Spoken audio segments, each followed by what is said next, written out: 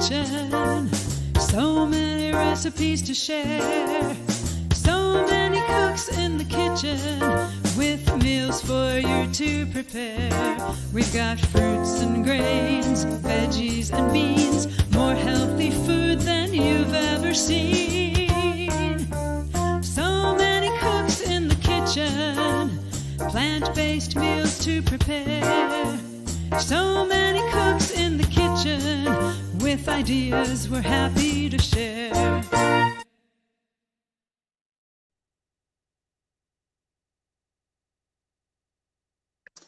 Hello, everybody. My name is Dilla Barman. I'm in Durham, North Carolina, and I'm a cook in the kitchen. There's about 30 of us cooks in the kitchen. We are all Food for Life instructors. Food for Life is a nutrition education program of the Physicians Committee. We all know about whole food plant-based cooking, vegan cooking, and we all know about nutrition, and we love to share. We love to share to keep you in good health, and if you have any kinds of health problems, perhaps give some ideas of how you could improve your health.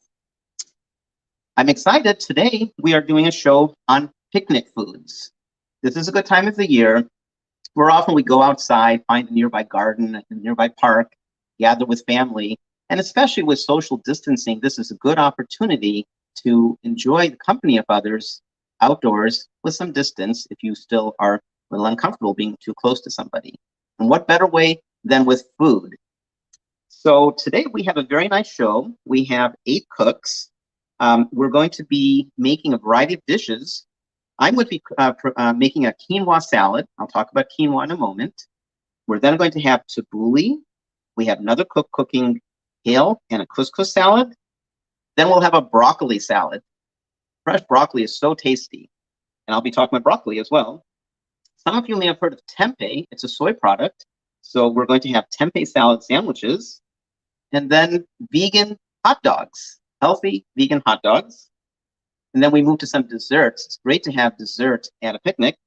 So we're going to have a peach crumble and gluten-free strawberry basil muffins. Now, don't worry, we're going to go kitchen to kitchen, and each of us will take 10 minutes, more or less. You can post questions of clarification during the show, even after the show. We also have a recipe document, and we will be sharing that. It is shared. We've posted the link. And so you can download all the recipes. It's more than 30 pages. So everything we're presenting. And then my friend Brenda Davis, registered dietitian, she's one of my favorite nutritionists. She's written many books. So she has written an appendix about picnic foods. So let's get started. I'm going to be talking about quinoa. And those of you who've been with us for a long time, we've been doing these shows every month for, I guess this is our 14th show. We had a show about grains. We encourage people to eat from the power plate, which includes vegetables, legumes or beans, lentils, fruits, and whole grains. And so quinoa, many of you have heard of quinoa. This is the standard yellow off-white quinoa. And strictly speaking, you may be surprised it is not a grain. It's actually a seed. But I like looking at the culinary definition. It's used like a grain, and some people call it a pseudo grain. So I like using quinoa, and when we did the grain show, I spent the show talking about quinoa. Today, quinoa is going to be a big part of the show as well. I like quinoa because it's one of the few perfect foods. A perfect food includes quinoa, and there's a handful of other perfect foods, including buckwheat and soy. We need in our bodies 20 amino acids for good health. And we can make all of them, but we need to, except for 9. And those are called the essential amino acids. And we need to eat foods that have essential amino acids. And there's 9 of them. And so quinoa is one of the few perfect foods that has all of the amino acids we need. Now, I'm all for shortcuts in the kitchen. Now, strictly speaking, when you use quinoa, it is coated with something called saponin. And by the way, quinoa comes in different varieties. There's the off-white traditional one. This is called Inca Red. And then it's also, you sometimes get what's called a black quinoa. Sometimes you get mixed quinoas where they mix various kinds. And here's my advice. Nutritionally, they're essentially the same. So how do you pick? Based on color.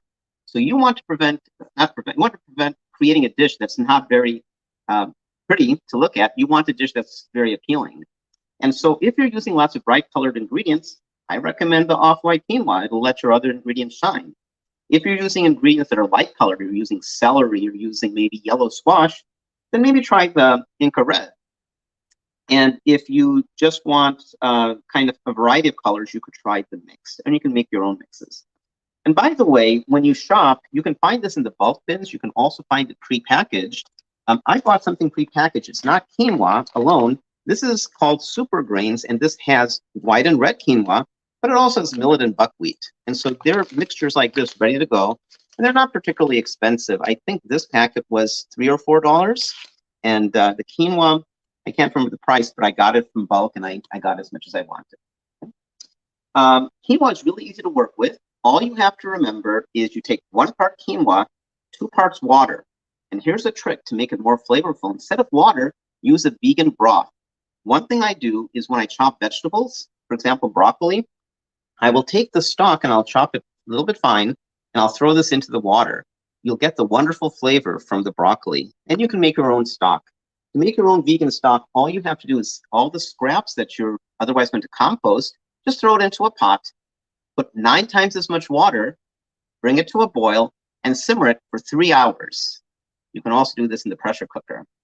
And then after that time, strain it, and now the solids that are left behind you can compost. And now the rich, beautiful, brownish liquid could be your broth. So if you want to make your own broth from scratch, you can do that. One thing to remember about quinoa is it increases in size and volume 4 times when cooked. So that's the basic recipe. 1 part quinoa, 2 parts liquid, and then you cook it. If you want to save money, you bring it to a boil, and you cook it for 2 or 3 minutes. Then you turn it off and cover the pan and let it sit for 10 or 12 minutes. If you don't mind spending a little bit more time on the stove, you bring it to a boil, simmer it, not for 2 minutes, but for about 7 to 10 minutes, and then it'll be done. And you'll know it'll be done when the quinoa has a characteristic spiral. So let's get started with the dish.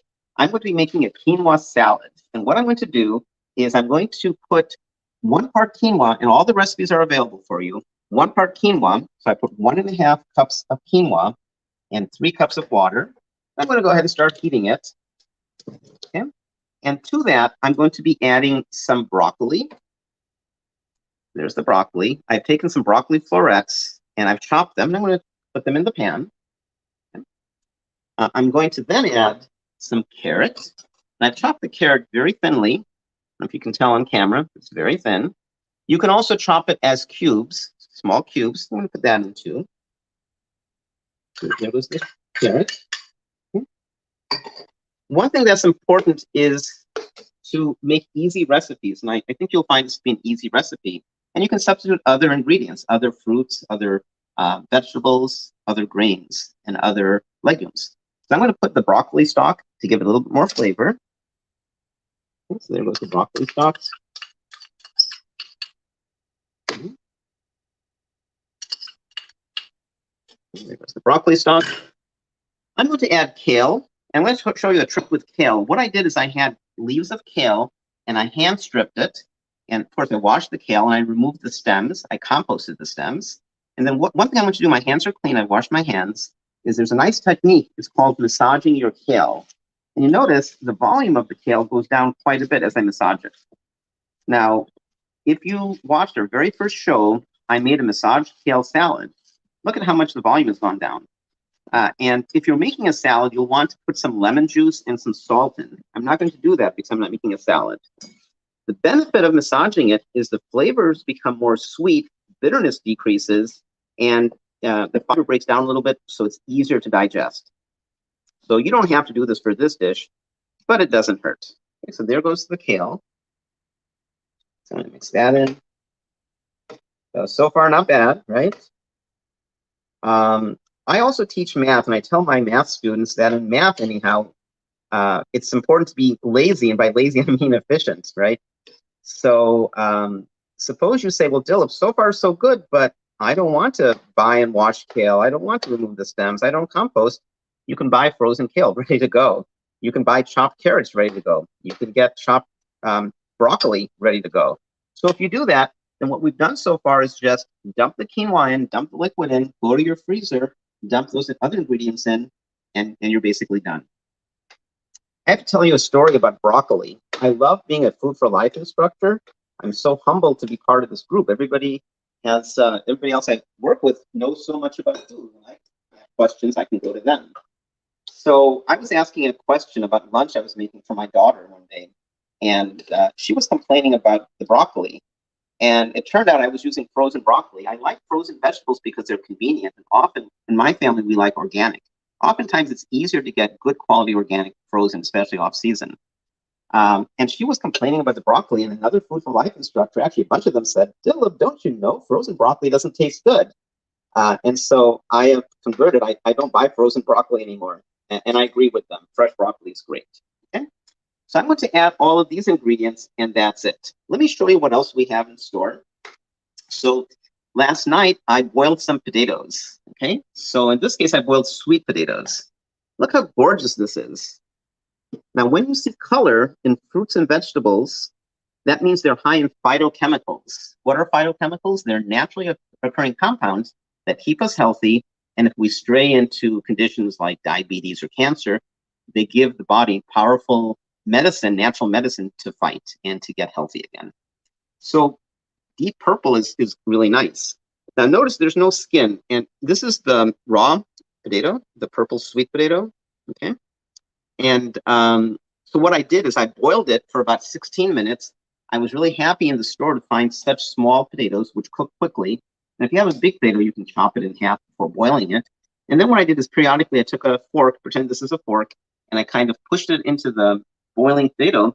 And if I could get all the way to the center and was reasonably, with a little bit of resistance, then I was done. I got rid of the water, let the potato cool, and then I removed the skin. I'm not an advocate for removing skin of fruits and vegetables. They generally have a lot of nutrient content. And I'm sure the purple sweet potato has a lot of nutrient content. But the thing is about this particular skin, it's pretty bitter. So I do remove the skin for the purple sweet potato. If it were a russet potato or a Yukon Gold potato or a red bliss potato, then I wouldn't remove the skin. If it's organic, if you're not getting organic ingredients, I encourage you to remove the skin. So I did remove the skin, and it's easy once it's cooked. You don't even need a potato peeler. All I did with this is I just kind of squeezed it, and the skin came off. One more comment, you don't have to eat organic to eat well, but if you are interested in organic, look at the label. The Stokes purple sweet potato has a 9 there, 94822, which means it's organic. Okay? So while it's cooking, I'm going to get the kale off my hands. And you see how easy it is? Now, you don't have to use carrot and broccoli if you like squash, if you like asparagus. I got some good asparagus yesterday. Throw some asparagus in, that'd be quite nice. If you like winter squash, that goes great with this too. And you notice this is already almost done. I don't know if you can see in the camera. Do you see the spiral? So I'm not sure you'll be able to tell, but these quinoa pieces are spiraling, which means they are basically done. You can see how quickly it cooks. Now, here's a tip. If I were making just quinoa, I'd basically be done. But I also have the carrot and broccoli, and I'm thinking of a picnic. So I'm imagining we want the food a little softer. So I'm going to cook it a little bit more. Quinoa is very nutritious, and cooking it a little bit more, you're not going to lose a lot of nutrients. The other option is you can cook these ingredients separately, but did I mention I like to be lazy? And so who needs another pan to clean up? So I'd rather just put it all together. So it's basically ready. Now, when you're doing this at home, keep an eye on the liquid level. And if you start losing liquid because the quinoa is picking up the liquid, feel free to add a little bit more liquid. Okay?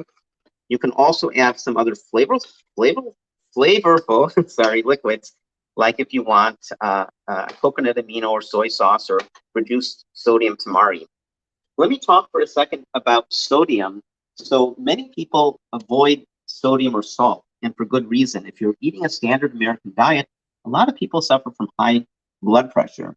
You move towards a plant-based diet, generally that clears up, but you should talk to your healthcare provider. They may say no salt for you. And that's the way I ate for many years. But then I realized that since I'm not eating processed foods, or not that often eating processed foods are the culprit. They have a lot of sodium. And so since I don't eat a lot of processed foods, I enjoy adding just a little bit of salt. And, we hear about different kinds of salts. We hear about black salt, and Hawaii has a lava salt. So those are nice, but I want to encourage you to be sure to have some iodized sea salt. A lot of these salts that we're hearing about do not have iodine, which is an essential ingredient we need for good health. So make sure you have some iodized sea salt. So I'm going to have that in hand. And I'm going to call this basically done. So, I made a batch yesterday, and I'll show you the final batch. So I have some very kind neighbors down the street, and I love sharing food with them. And I told them I'm going to have too much today. My wife's traveling, and they graciously said, go ahead and bring it over. So Libby and Andy, if you're watching, this is going to be, I guess, your dinner today. So I consider that basically done. I'm going to turn off the heat. The remaining liquid will be absorbed. And again, let's look one more time at the camera, and I hope you can see the spiral of the quinoa. Now what I'm going to do is I'm going to add the additional ingredients. So I'm going to add some beans. In this case, I'm adding chickpeas. So you can get canned chickpeas, boxed chickpeas, or you can make them in the pressure cooker. Really cheap, very nutritive. There go the chickpeas. Again, you say, Dill, if I don't have time, get some canned chickpeas. You get home from work, get the quinoa going. 5 minutes later, it's done. Throw some frozen vegetables in while it's cooking. Why did I put the chickpeas in the beginning? Because I want this to be cold. So the chickpeas have been refrigerated. Here go the purple sweet potato. Look how beautiful it's starting to look. Okay. Looks count in food. Okay, so there goes the purple sweet potato. I'm going to add some frozen green peas. Easy peasy, just frozen peas. That gets dumped in. There go the peas. And then I also have some beautiful cherry tomatoes. No, these are grape tomatoes, and I cut them in half. It's about a cup. That's going to get mixed in. How's it look? Is it looking promising? And then I'm going to add a bell pepper. And what I did is I set the bell pepper on my gas range, and I let it get singed for like 10 minutes. I kept turning it. I let it sit, and then I put it under cold running water. I caressed it and got a lot of the black burn marks off, and then I chopped it. So this is a roasted red bell pepper. You can buy roasted pepper frozen, ready to go. I'm going to dump this in. Roasted pepper has a beautiful flavor. The blackness, which we've gotten rid of some of it, is caramelization. The natural sugars come to the surface, and you get extra flavor. So there's the bell pepper. I'm going to add a little bit of lemon juice, lime juice. I'm going to put this in here. Especially with beans, citrus acid can often help make the nutrients a little bit more bioavailable. There goes my lime or lemon. And then I'm going to add some more seasoning. I'm not a big vinegar fan, but I'm going to add a little bit of umi plum vinegar. You can add any kind of vinegar you want. So just add a little bit to taste. And then I'm going to add some oregano, some herbs. There goes some oregano. I'm going to add some freshly ground black pepper. I also have this herb mixture. It's a lemon herb. So I'm going to add some of this lemon herb. And you can optionally add some hot sauce, which I'm not going to do because I'm making it for neighbors and they have young children who do not like hot sauce. You can optionally add a little bit of hemp hearts if you have them. They're great sources of omega-3s. But in the interest of time, I'm going to call this done. Was that easy or what? This isn't too difficult. I wouldn't serve it yet. This tastes better when it's at room temperature. But I made this last night. You might add a little bit of salt if you want. And here we have quinoa salad, cold, ready for a wonderful picnic. You may not take your fine china, but ready for a picnic, a little bit of fresh herbs on top. One thing I forgot, and I'm running late on time, so I'm not going to do it, is I like to add a mango to it, and that's what this has. And the mango adds a nice, sweet, savory contrast to the savoriness. And I wish I had more time because I'd love to show you how to cut the mango, but I better pass, and other stone fruits work as well. But I better pass the camera on to Janan, my friend Janan Orlin.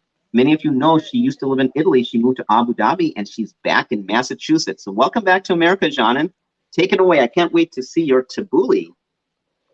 Thank you, Dilip, and thank you for all that description of the quinoa, because today I did something different. I had already cooked quinoa, so I made my tabbouleh with quinoa instead of the traditional couscous or the bulgur. But there you go. It's really good to make use of your leftovers, and what better way to use it than tabbouleh? Tabbouleh is a Middle Eastern traditional dish, and probably as many families as there are in the Middle East, there are that many recipes of tabbouleh, and this is my version. It's very simple. And since we're talking about a picnic, I made a picnic version for it, for you. It has parsley, mint, some red onions, lemon juice, and chopped up tomatoes. Of course, a little bit of grains. And be creative, use what grains you want. Today was quinoa. As Dilip had said, our recipes are all online, so I won't go into the details of how much of each one. But the first step is to chop your big bunch of parsley and your mint into very fine chop. And you also have to chop your tomatoes, and you have to very small dice your onion and mix them all. I like my tabbouleh really sour, so I used 4 tablespoons of lemon juice. You can also adjust that, and a pinch of salt. When you mix your greens and you put your lemon juice and your salt, it also sort of marinates them. So maybe do that a few minutes before, and then add your grain to it and mix, mix, mix. And you have this amazing, very colorful mixture of your grain and your chopped parsley, etc. And in the tabbouleh, the way I like it is that the tabbouleh, the grain is so sort of like a guest in the whole dish. It's mainly the greens and mainly the chopped onions and tomatoes, and the grain is there just maybe to hold them all together. So, as I said, our topic is picnics. So we went to a neighbor's house and got some fresh grape leaves, and I quickly blanched them in salt water, boiling salt water. And I thought, at a picnic, it's so much easier to have finger foods, so you can pop them all in your mouth. I will show you how easy it is. You know, if your neighbors or your family friends, somebody has grape leaves, just go grab them. These are fresh. They are not from the store. Just blanch them and take them out. Now they're drying in the amazing Massachusetts sunshine, which is not making me miss Abu Dhabi at all. So I take sort of a tablespoon of it, put it in the middle, and then I wrap one part over and the other one and the other side, and make a nice little pouch and roll tightly, and there you are. You can also make them into like a triangle shape, just to, like a cone, just to hold it in. And that way it will be easy too during a picnic. So you can just take it like that and roll it, roll it, roll it with one side open. I think they're just easier ways to handle this kind of a grain salad at a picnic, avoiding any kind of use of utensils. So this is my simple recipe, made with love in Massachusetts. Finally, I'm here 26 months after. Due to the pandemic, I couldn't visit friends and family here. I'm really excited to be at my daughter's house. And next show, I'll be back in Abu Dhabi. But before I leave, I'd like to remind you to please send us your questions. We will answer them at the end of the show. And remember, our recipes are online. And do remember to try this at home. And goodbye from Massachusetts. And I'd like to introduce to you my colleague and friend Jennifer, who is in Shreveport, Louisiana. Take it away, Jennifer. Thank you, John. That looks so fabulous. I'm so hungry.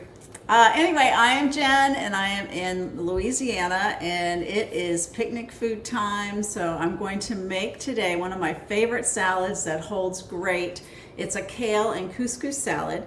And I do want to say that I got this recipe from our friends at Forks Over Knives, and they have wonderful, wonderful oil-free, fat-free, low-cal, high-protein fiber recipes, and this is one of theirs that I have taken and run with it, and we just love it to death. So first we're going to do is start the water for our couscous, and I'll talk about couscous in just a minute, let you know what that is. But I'm going to make a broth. You can have a vegetable broth already made, and add that, but I do not have a pre-made vegetable broth, so I am using water. And I am using a bouillon. There's this brand Better Than Bouillon. It's an oil-free vegetable bouillon. It actually comes in different flavors too. It's got chicken and beef.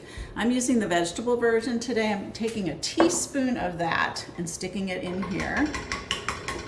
There's another brand of bouillon that I use as well sometimes when you can't find the Better Than Bouillon, and this is the Garden Veggie. It's Edwards and Sons is the brand. There is a little bit of oil in this one though, so you need to be careful with that. But it's good. So I'm turning this on medium heat. And the reason I'm bringing it to a boil on medium heat is I am making a broth and I want to infuse flavors into this broth as it's coming to a boil.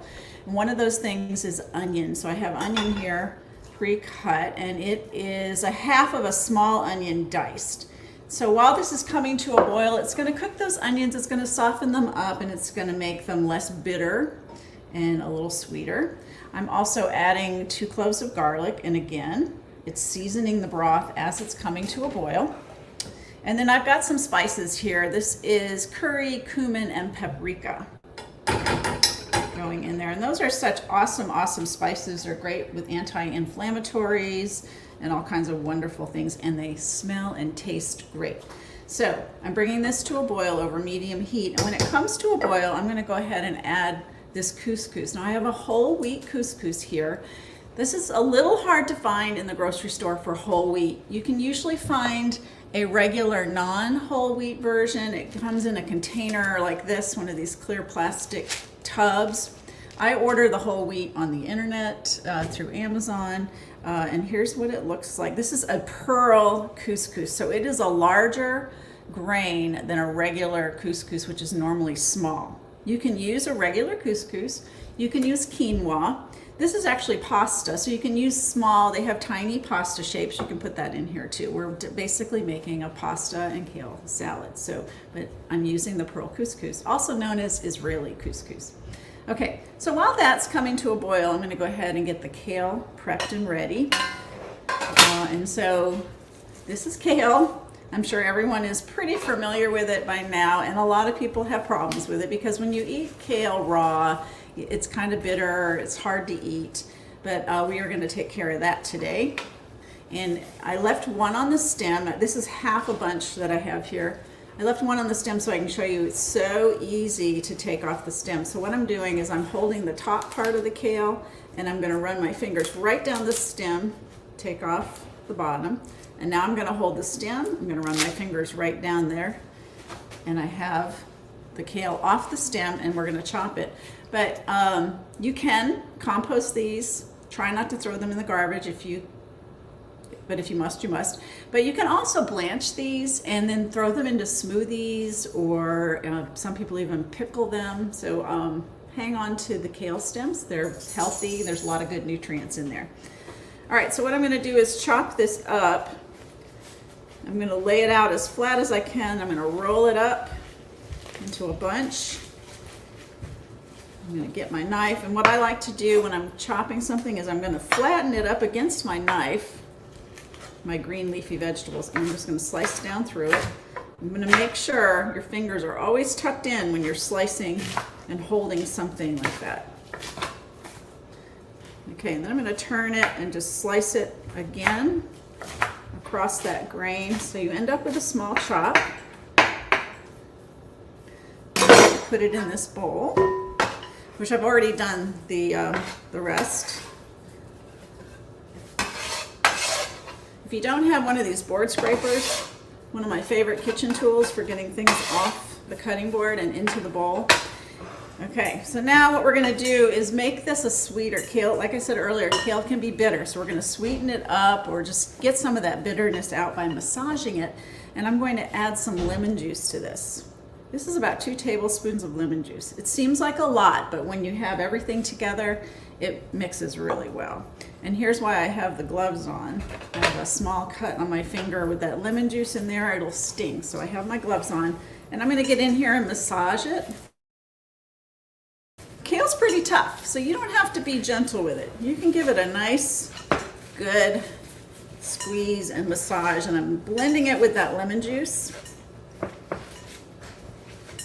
Now what you would normally do is let that sit on the side and kind of marinate while you're chopping the rest of your vegetables for the salad. And I'm taking my gloves off. Okay, but before we do that, my water has come to a boil, so I'm going to just add the couscous in here. And we're going to keep it on medium heat, let it come back to a boil while that couscous cooks. Now, we only did 1 cup of water to 1 cup of the pasta, because couscous is a pasta. So normally when you cook pasta, you do a lot of water to the pasta, but what I want to do is all that flavoring that's in that broth, as this pasta expands and grows, I want it to absorb all that flavor right into the pasta itself. So it's good. I have already pre-chopped my veggies, so we'll just go ahead and get this all ready. So we have, the recipe calls for Roma tomatoes seeded and diced, but since we're going on a picnic, I don't want the tomato juice to soften up the salad anymore. So, and plus my neighbor had some beautiful cherry tomatoes growing in their garden, so I'm just gonna put in some cherry tomatoes. And red or orange pepper, I was not able to find an orange pepper at the store, but that adds beautiful color to this. So right now we have 2 red things in there, but that's okay. I also have some cucumber. Salad, so easy. Some green onions, slice the white and the green parts. And here's the flavoring that goes in. We've got some basil, about 3 tablespoons of fresh chopped basil, also from my neighbor's garden. Thank you, neighbor. Parsley, again, from my sweet neighbor's garden. I'm going to add some pine nuts. You can add these pine nuts raw if you want. I toasted these. You can also do sunflower seeds if you'd rather. You can do anything in here, actually. You can also add any vegetable that you like. And then raisins. So raisins go so wonderful when you have something with curry powder. It adds a nice little sweetness to it. Okay, just to show you, we're boiling pretty good over here, so I'm going to turn this down a little bit. Let it continue cooking. So once the couscous is done cooking, you're going to want to let it cool down before you add it to your salad, because otherwise it'll cook up your greens. But I do have some that I pre-made here. So you can see this is the whole wheat couscous with the onions and the garlic in there. And I'm going to toss that in into the bowl. And I am just going to add a little bit of salt and pepper. I have a pink Himalayan sea salt here. Just going to sprinkle a little bit. And a little bit of fresh ground pepper. Stir this up. So this is such an awesome salad. Because it has kale in there, it holds really well. And when you're taking a pasta salad to a picnic, traditionally, a pasta salad would have mayonnaise in it, which has egg in it, so you have to be really careful, especially in this heat wave that the country is in the middle of right now. This has none of that. And kale is a hardy green. You know, it's part of the cabbage family, loaded with practically everything your body needs to survive. You need a little bit every day.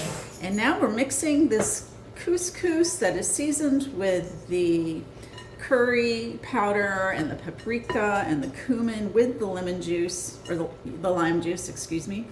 And you have this great, awesome pasta salad that travels really well. It's awesome for picnics and awesome for any time. It can hold 3 days in your refrigerator. I eat it all the time, and I hope you will give it a try and enjoy it. And that's it for my section. So next we're on to Susanna in Indiana. Hey, Jennifer, thanks. That looks like a great salad. I can't wait to try it. Welcome, everyone, to Indiana. I'm from Evansville, Indiana. We're this weekend today, we're in the upper 90s, high humidity. So I am excited to be making something for dinner for my family that won't heat up the house. It's just going to be warm all weekend. I am making a broccoli salad, and this is actually one of the Food for Life recipes that's in one of the classes that I teach. And it, you know, you may have gone into a grocery store and gone to the deli and seen the mayonnaise-laden broccoli salad that they have there. And this is a lighter and healthier version. And students love this recipe because, you know, that I think that broccoli salad, it's just the crunch and it's going to have some sweet and some sour.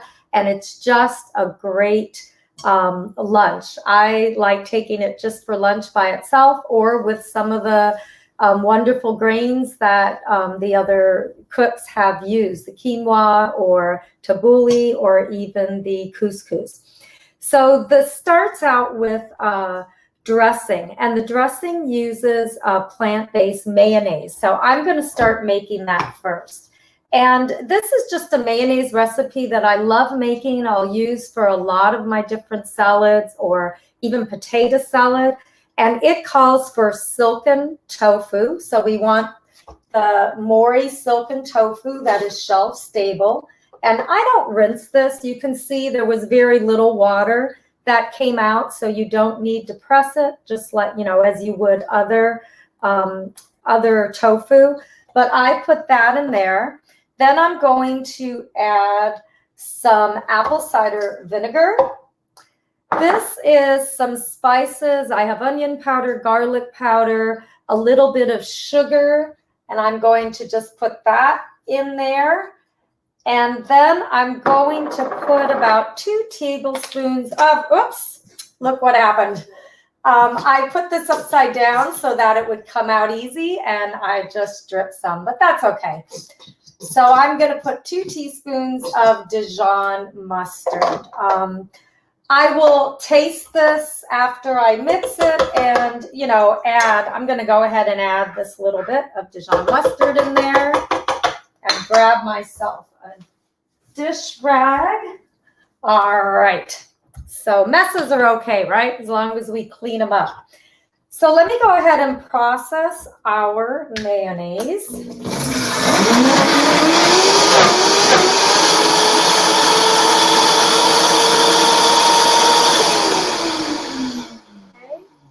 Gonna have to turn it on again just a little bit.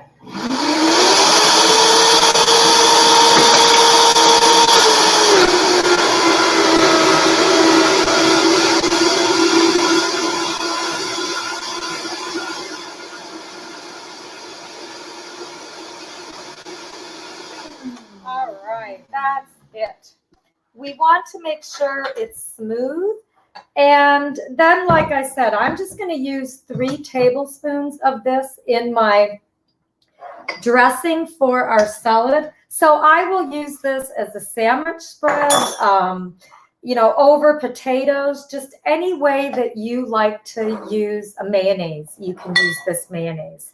So let me make our dressing. I'm going to put about 3 tablespoons of tofu mayo. And you can see I added a little bit more. You don't really need to worry about mixing it or about adding more. I have some sugar and some pepper. And then I'm going to use a 1/4 cup of seasoned rice vinegar. I love seasoned rice vinegar. There is a plain rice vinegar, but for this recipe, you do want the seasoned. It has a little bit of sugar in it, again, to give that sweet flavor.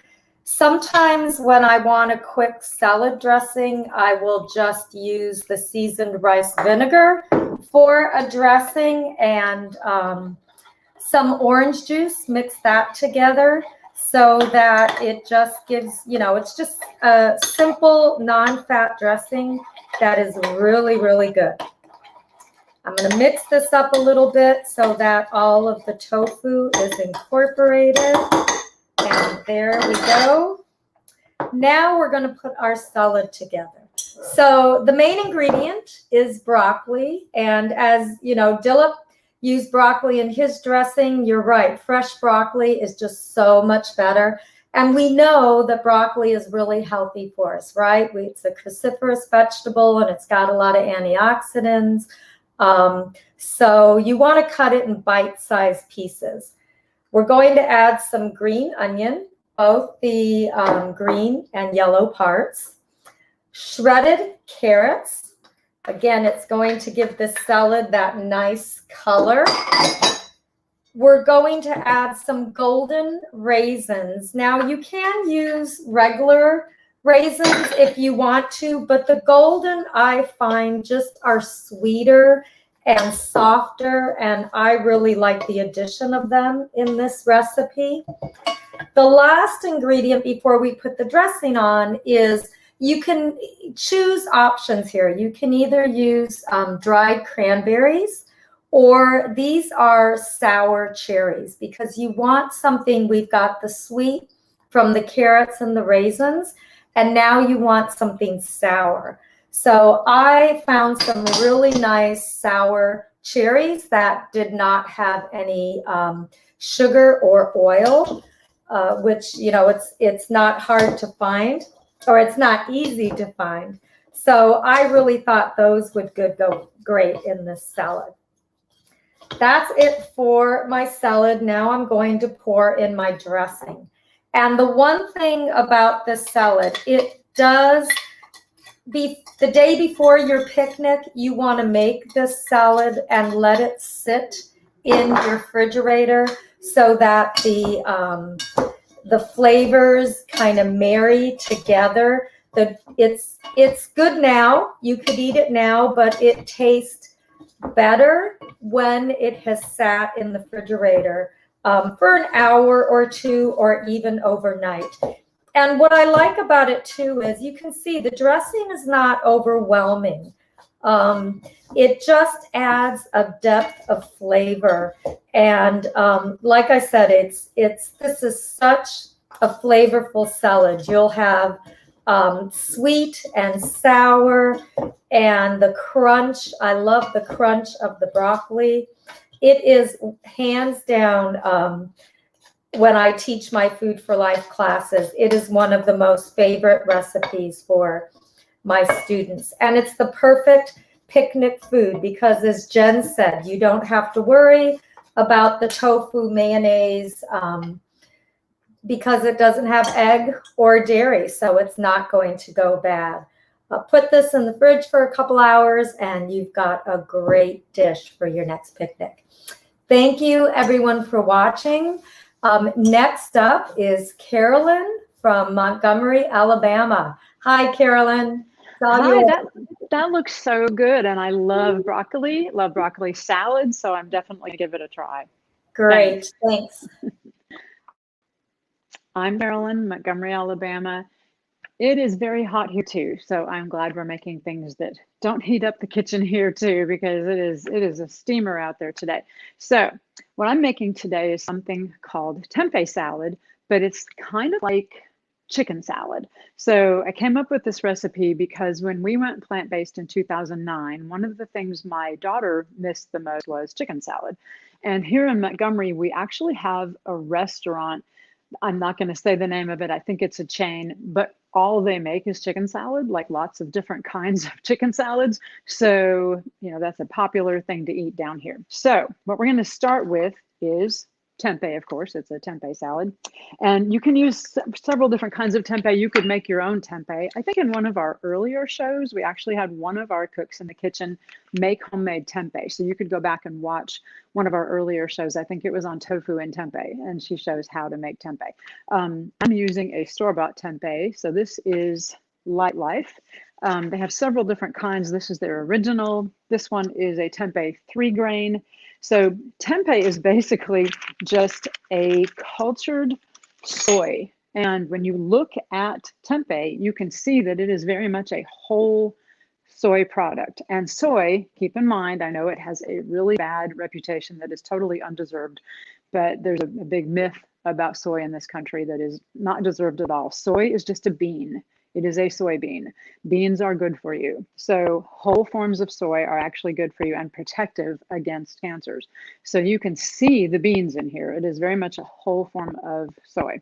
So what we're going to start out first with is infusing this tempeh with a really good flavor. So some people find tempeh to be kind of bitter, and including me, I think it's a little bit bitter sometimes. So what we're going to do is cook it to get the bitter flavor out. So I have already made 3/4 of a cup of chicken flavored vegetable broth. It's totally vegan, but it has a chickeny flavor. So this one is better than bouillon. And I know it's high in sodium. So what you can do to cut down on the sodium is just put less than it calls for. I think it's a teaspoon to a cup of water. Just use a half a teaspoon to a cup of water and you've greatly reduced the sodium. You can also, in some better stocked grocery stores, find vegan chicken flavored broth. So you could use that too. You could also make homemade. There's a lot of great recipes online for making your own chicken flavored vegetable broth. So we're just going to cook the tempeh for about 5 to 10 minutes in that broth. And luckily, I've already made one big bowl of already cooked tempeh, so we don't have to wait for that one to cook. But I just wanted to show you that cooking it over a nice simmer for about 10 minutes until the tempeh soaks up all of that chicken flavored broth. It's going to take away the bitterness that some people find with tempeh, but it's also going to infuse it with a really nice flavor. And then you'll take it off the heat, let it cool, and come completely down to cool before you make your salad with it. And then it looks like, if you look at my recipe, like a lot of ingredients, it's really not. So if you were going to make actual chicken salad, it has basically all the same ingredients, except we're swapping tempeh for the chicken. So I'm going to make my own mayo, though, like everybody else has, a few other people have made a couple different kinds of mayo. So I'm going to do a cashew tofu mayo. Traditional mayonnaise, even the plant-based ones out there, have a lot of oil. So what we're replacing that oil with is cashews. And I've already soaked and drained. And sometimes when I forget to soak them, you can actually just take the cashews and boil them for about 10 minutes, and it's going to do about the same thing. So 10 minutes, let it sit aside for a while until the cashews get nice and plump and soft. And then we'll put, so it's 1/3 of a cup. We're putting them in a high-powered blender. And then with the tofu, you could do firm tofu. You could also do extra firm if you want to. It's up to you. And we only need a half a block. So I've taken my tofu, here's the other half of the block left over, and use that to make a nice grilled tofu steak. That would be great. So set that aside. You don't need the other half. And then with the half that's left, I cut it into slabs. And I like to press and drain mine in pastry towels because it really soaks up a lot of that liquid and gets it out. And so the tofu can take on the other flavors you're putting it with. So I have the other half of the tofu block, so 7 ounces of tofu. I'm putting that in the blender. And then we're adding a teaspoon of tahini. So I found this really cool tahini. It's organic, Mighty Sesame Company, and all you have to do is shake it up and it just squirts right out the top. This is great. So it's been quite a great find. So I'm just going to eyeball that, but about a teaspoon of tahini. Looks like a teaspoon. Okay. And then we have lemon juice. So it's about 1.5 tablespoons of lemon juice and 2 tablespoons of apple cider vinegar and 2 teaspoons of white vinegar and a couple of one whole tablespoon of Dijon mustard.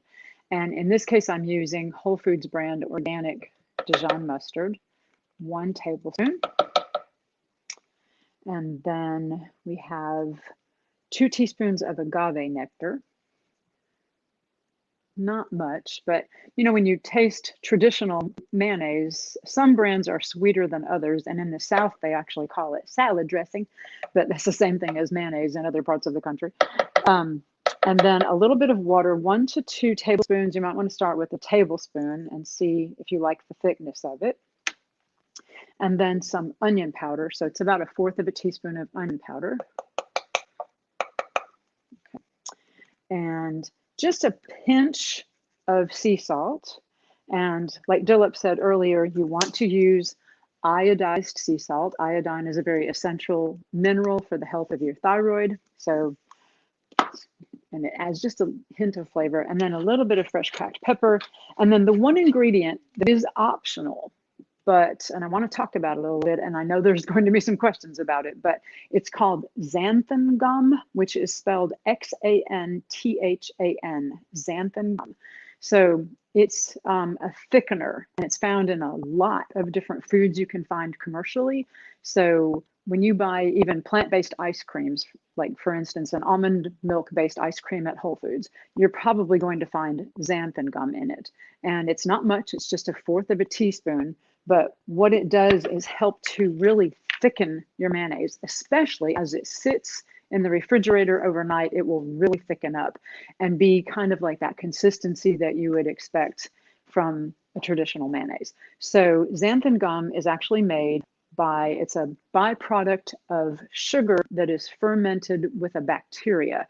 And so, you know, when you ferment things, how sometimes they have like a gel or something that floats to the top if you ferment something. It is basically like a byproduct of fermented sugar. They scrape off that gel from the fermentation process and then dehydrate it. And so it's dried into a powder, and it turns into a soluble fiber. So, and because it's a soluble fiber, there's actually not much bioavailable about it, and it goes right through you. So all it's used for is to thicken things. And I've done an awful lot of reading about xanthan gum because I think there's been some misinformation about it, but it is safe, FDA approved, and I'm only using 1/4 of a teaspoon. So it's a teeny tiny bit, and it is optional. So if you can't find it, go without it, that's fine.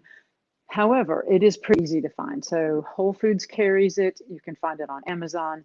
And the brand I have is Bob's Red Mill. So it's a pretty mainstream brand of food sources. So xanthan gum, it's just a tiny bit. All right, so we're going to set that aside and whirl this up really fast and make our mayo.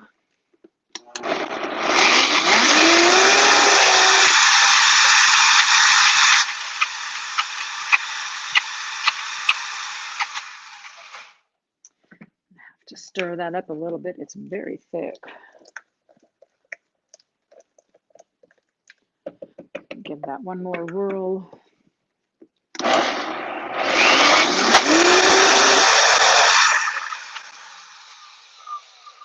All right, so I already have some made because this actually needs to sit in the refrigerator to thicken up overnight. So since I already have it made, we'll start with the regular salad part. So we have I've already made some, so I'm going to take that out. It's about 2 to 3 tablespoons. This is about 3 tablespoons of the tofu cashew mayo. And set that aside. We're going to mix that with some lemon juice and nutritional yeast, Dijon mustard, and a little garlic powder. And that's going to make the sauce of the salad. Get a fork out. Okay, so that's not a fork. That's a spoon.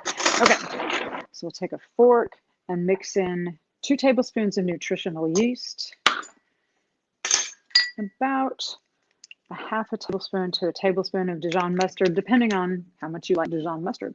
So you could also leave out the Dijon mustard if you don't like it. That's perfectly fine. And then about a 1/2 teaspoon of garlic powder and a tablespoon of fresh squeezed lemon juice. Stir that up so we're making the sauce. So that's about 3 tablespoons of the tofu cashew mayo, 2 tablespoons Dijon, 1 tablespoon Dijon mustard, 2 tablespoons nutritional yeast, lemon juice. All right, that's the sauce. Okay, so we've made the sauce. And then in a nice big bowl, I'm going to add the tempeh that I already cooked in the vegetable chicken broth, chicken flavored vegetable broth. And then a 1/2 cup of chopped fresh celery. Gives it a nice crunch. And a 1/2 cup of chopped green onion. You could also use sweet or Vidalia onion. It's up to you. An optional ingredient would be some fresh chopped parsley or maybe some fresh chopped dill. That would be really good too. And then about 1/3 cup of sunflower seeds, which give it a really nice crunch. Okay, and that's all there is to it. We'll just add the sauce over the top of it.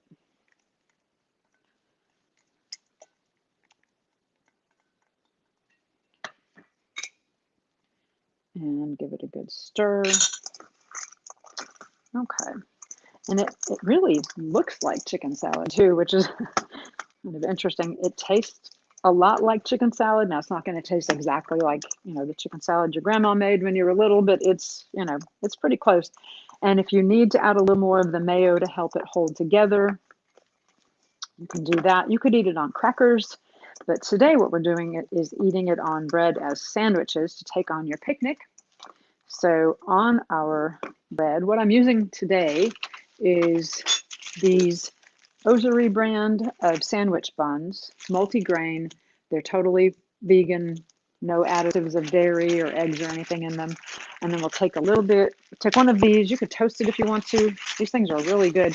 And they're a little bit lower in calorie. One whole bun is 180 calories. So it's not that bad.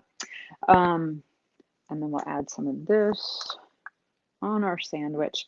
And then what I like to add on my sandwich is some lettuce.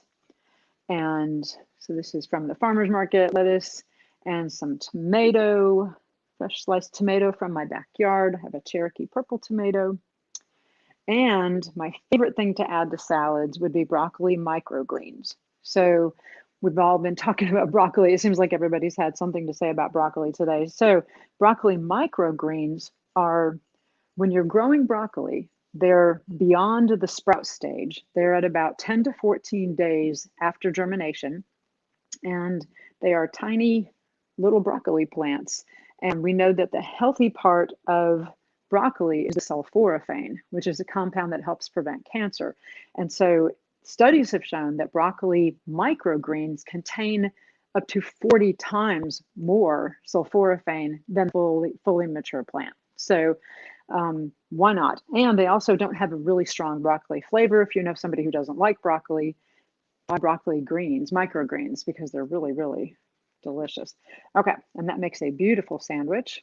And I'm sure my husband would probably like to try that because he's standing right over here. Here we go. There you go, honey. There you go. All right, so he's going to have a sandwich. But yes, give it a try. Do give it a try. Try this at home, as Jonathan says.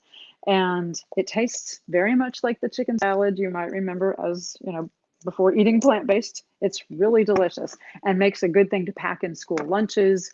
You could also put it in a lettuce wrap, which I've done recently too. Instead of, if you don't want the bread and you're trying to really watch, how much eating, then wrap it up in lettuce. That's really good too. So, and now I'm going to kick it over to Mark Serkenik in Illinois, and he's making hot dogs, and I'm very excited to see how he's doing this. Hey, Mark. Hey, Carolyn, how are you? It's the hot dog from Chicago. It's a really hot day in Chicago, too, like it is in a lot of places around the country. It's like 101 with the heat index. So I'm inside today, but I'm dressed for a little picnic. And Dilip and I were talking earlier this week, and I said, sometimes hot dog's a noun and sometimes it's an adjective. So guess what I am right now. Anyway, so hot dogs today.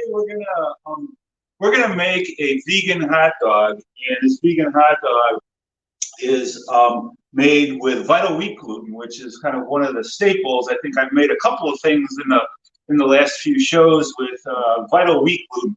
And I really like it because when you cook it and steam these hot dogs, man, they taste meaty. But the really cool thing about this recipe is that it's got a little bit extra fiber than your average hot dog does. Well, number one, it doesn't have all that nasty stuff, all the pork intestines and all that goofy stuff that regular hot dogs has. This hot dog is made with vital wheat gluten, and then we get a lot of fiber from rolled oats that we add to this, as well as pinto beans. So the first thing we do with our hot dogs is we get our old antique Cuisinart set up here, and we chop up some onions and garlic, and the recipes are all included in the comment section and on our So Many Cooks Facebook page. And so we take our our onions and garlic, we saute them, and then we put those right in our antique Cuisinart food processor. Maybe you don't have an antique one. I got an antique one that's about 40 years old. She still works. I just bought a brand new top. You can still find the feeder tubes and the tops online. Actually, Cuisinart still sells old ones, so don't get rid of it. Minimalize. Don't go out buying new stuff if you don't need to. That's my motto. So they go in the food processor along with our pinto beans. You only need about a half a cup of pinto beans or a half a can, and then in that as well is going to be a half cup of water. I'm just going to pour a half cup of water here. We're going to probably add a little bit more water to make this little concoction here kind of gel a little bit. We're going to put one of my favorite, my liquid aminos. That's the only salt that we're going to add into this. As well, it's going to go into here some tomato paste and then some cumin and some ground mustard is going in there. And one of my favorites is smoked paprika. Just got a lovely smoke. And I got to tell you guys, once you make these hot dogs, they really do smell like hot dogs. It's just amazing. I don't know, it's between the spices and the garlic and the onions, they just smell wonderful. And then we're going to put some celery seed, and the recipe calls for mace. I don't have mace. But what I do have is allspice. You could substitute allspice. So if you want this dish to be, if you want any dish to be a little bit more savory and you don't have mace, use something like allspice. If you're looking for a dish to have a little bit sweeter profile or aromatic profile, then we would use things like pumpkin spice or cinnamon even, or nutmeg. Could be a nice substitute for mace. But in this one, I want savory because I want that hot dog aroma. So we put allspice in there, and then all you do is you put your little top here on the antique Cuisinart, and we're gonna let this rip for a little bit. Do the hot dog dance. Really, what you're looking to do is combine everything here. You're looking to mash the beans and to pulverize the onions, so you really don't want any chunks or anything like that. I'm going to take a look at this. It's looking pretty good. Now, this is going to go in with several other ingredients. In my large bowl here, again, this is all in our recipes. In the recipe is vital wheat gluten, my rolled oats. I've got our friend nutritional yeast, and the recipe calls for flax seeds. I don't have flax seeds, so what I used was chia seeds. I choose to leave the chia seeds whole, and what I like about that is when it shows up in the hot dog, you actually see these little specks, and it almost looks like it looks like a hot dog. It looks like there's some other ingredient in there, and it reminisces us back to the days when we ate hot dogs and sausages and all those types of things. Because, you know, as I tell a lot of my students, and I think Carolyn certainly talked about that as well, you know, in terms of the taste and the textures of those foods that we ate when we weren't vegans, we still need those tastes and those textures. And that's why I love this hot dog recipe. I mean, they taste like hot dogs. So anyway, so we've got all those dry ingredients in there, and now what we're going to do is just mix those up. I take a big old whisk and mix all those up, and so we've got all of our powder, all our dry ingredients in there, and then we're going to add all of our liquid ingredients to that. And super easy. Again, we got beans in this. And we've got the rolled oats are in this too. And you might be wondering, well, those rolled oats, well, they're going to get steamed, right? Because we're going to steam these hot dogs after we assemble them. We're going to steam them for 45 minutes. And the rolled oats, they break down really nicely. So, okay, so there we have it. And now all we're going to do is stir this all up. And you just keep stirring it, see what I'm doing here. And you want everything to kind of incorporate really nicely. What you're making is a dough. not the kind of dough you could spend, but the kind of dough we're going to eat here in a little bit, and kind of mix these things up. So I'm just going to keep mixing this. Hey, folks, you know what? Might see in the little ticker below my name at some point a couple of websites. So the one is for my business, my services at let'seatgreat.com, and then I recently partnered with Vegan Johnson Journey. My friend Kim, she and I are doing a couple of trips. If you go to her website, Vegan Johnson Journey, Google it, and the website will show up below my name here.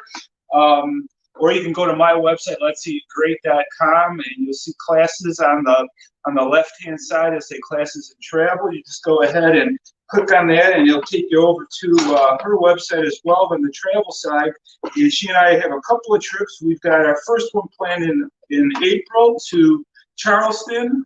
We've got this beautiful house rented, and I'll be cooking all of our meals and entertaining people and having lots of fun.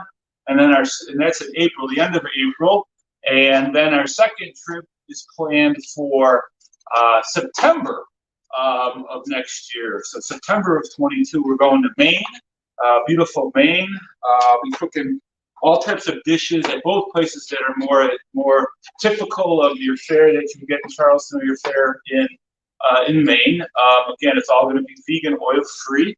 We're planning also some trips for 23. So go over and check out Vegan Johnson Journey, or go to let'seatgreat.com and click on the travel, classes and travel, and you'll get to classes that I'm offered, that I can offer, that I have offered, that I do offer, and then some of the travel trips that Kim and myself and my wife, who's also my sous chef, and we'll be making all kind of great meals for those trips. So all I'm doing here, guys, is just kind of kneading this dough. Really, we all need some dough. Get it? We all need that's why we all work, right? Because we need dough. So there you have it. So now what you do is you're going to form these into hot dogs, and all you do is you take a little hunk of dough here, and I'm going to take a hunk a little bit smaller than a baseball. All right, and then we just kind of roll this between our hands, and just shape this up like a hot dog, kind of like that. And we want to use tinfoil because tinfoil, what'll happen is when we steam the vital wheat gluten, the vital wheat gluten wants to expand. Whenever there's moisture and heat with vital wheat gluten, it wants to expand. So if I was to take, for example, this little guy that's about the size of a ping pong ball, it would like double in size, because that's what vital wheat gluten does. It just expands with the heat and the moisture. But what happens is when we put it in tinfoil, it restricts that expansion.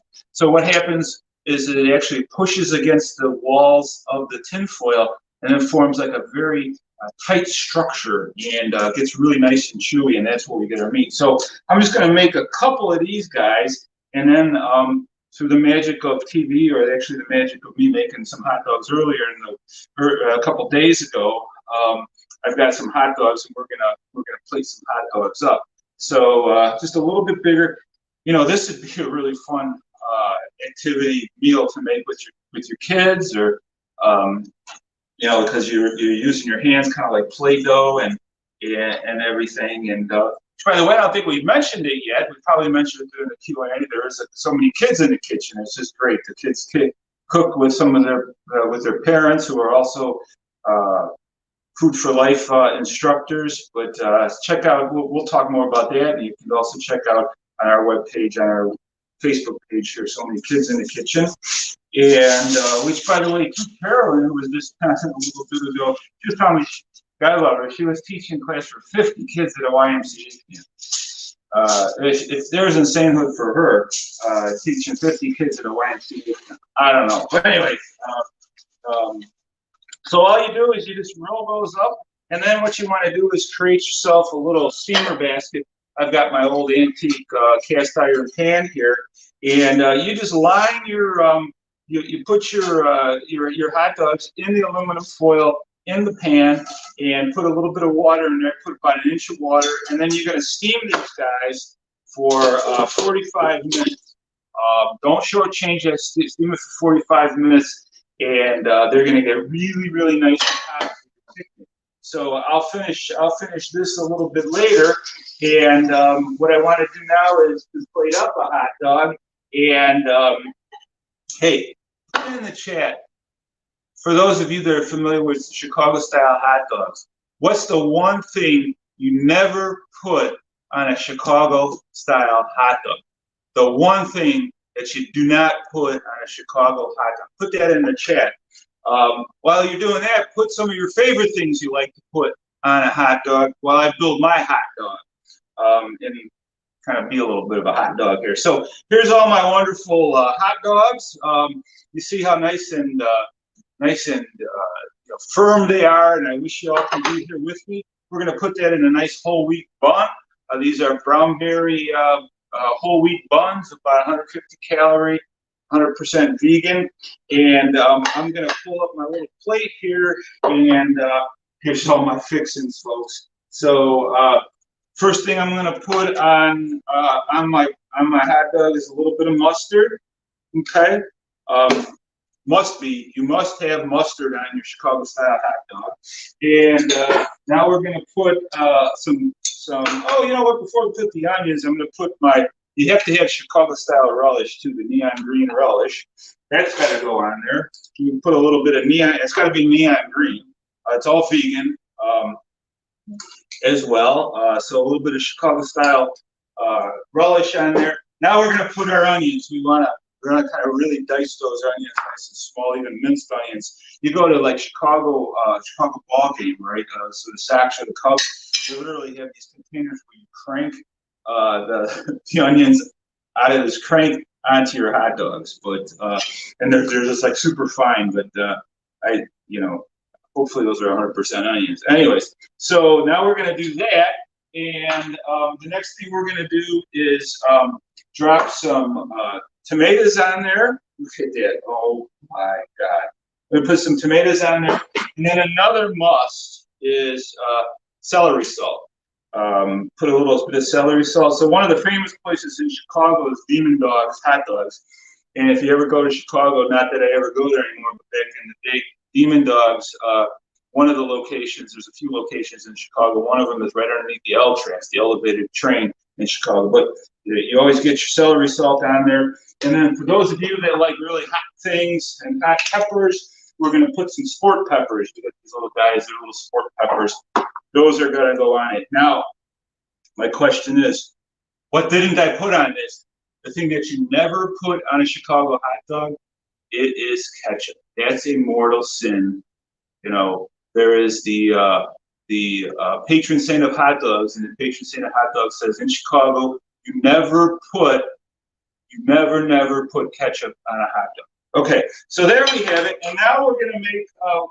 I'm going to put a little bit of kohlrabi coleslaw on this. And look at this. Look at this kohlrabi coleslaw. So this has got carrots and red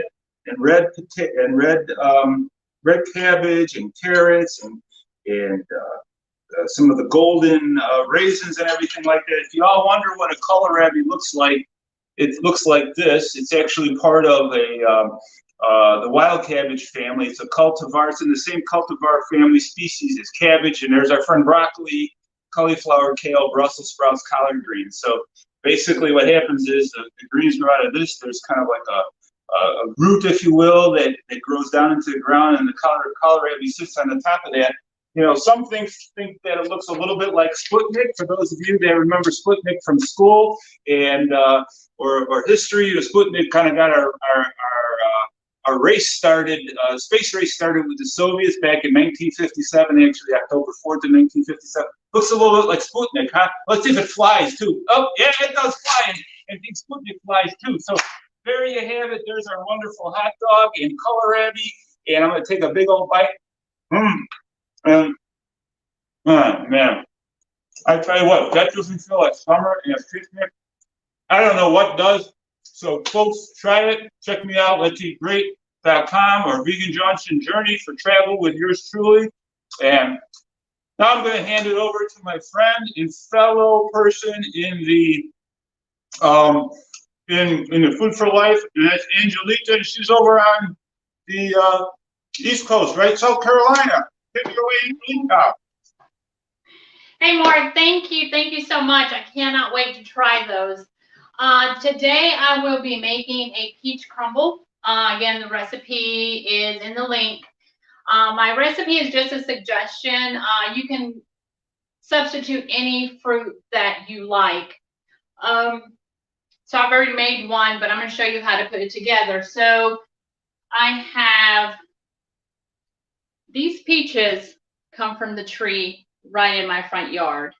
And so to the peaches, you're going to add some cornstarch or tapioca starch and a little bit of the sugar, half of what the sugar that is called for in the recipe. And you're going to let it you're going to let the fruit release its own juices. But if you're using frozen fruit, you want to let that thaw and drain as much of the liquid as you can. If you're using canned fruit, please try to go for something that's sugar-free. And you're going to adjust the sweetness in the recipe. So you need to taste it and see if you really need to add any more sugar to it or not. And the sugar amount is very minimal. Okay, so in an oven-proof dish, you're going to add your peaches.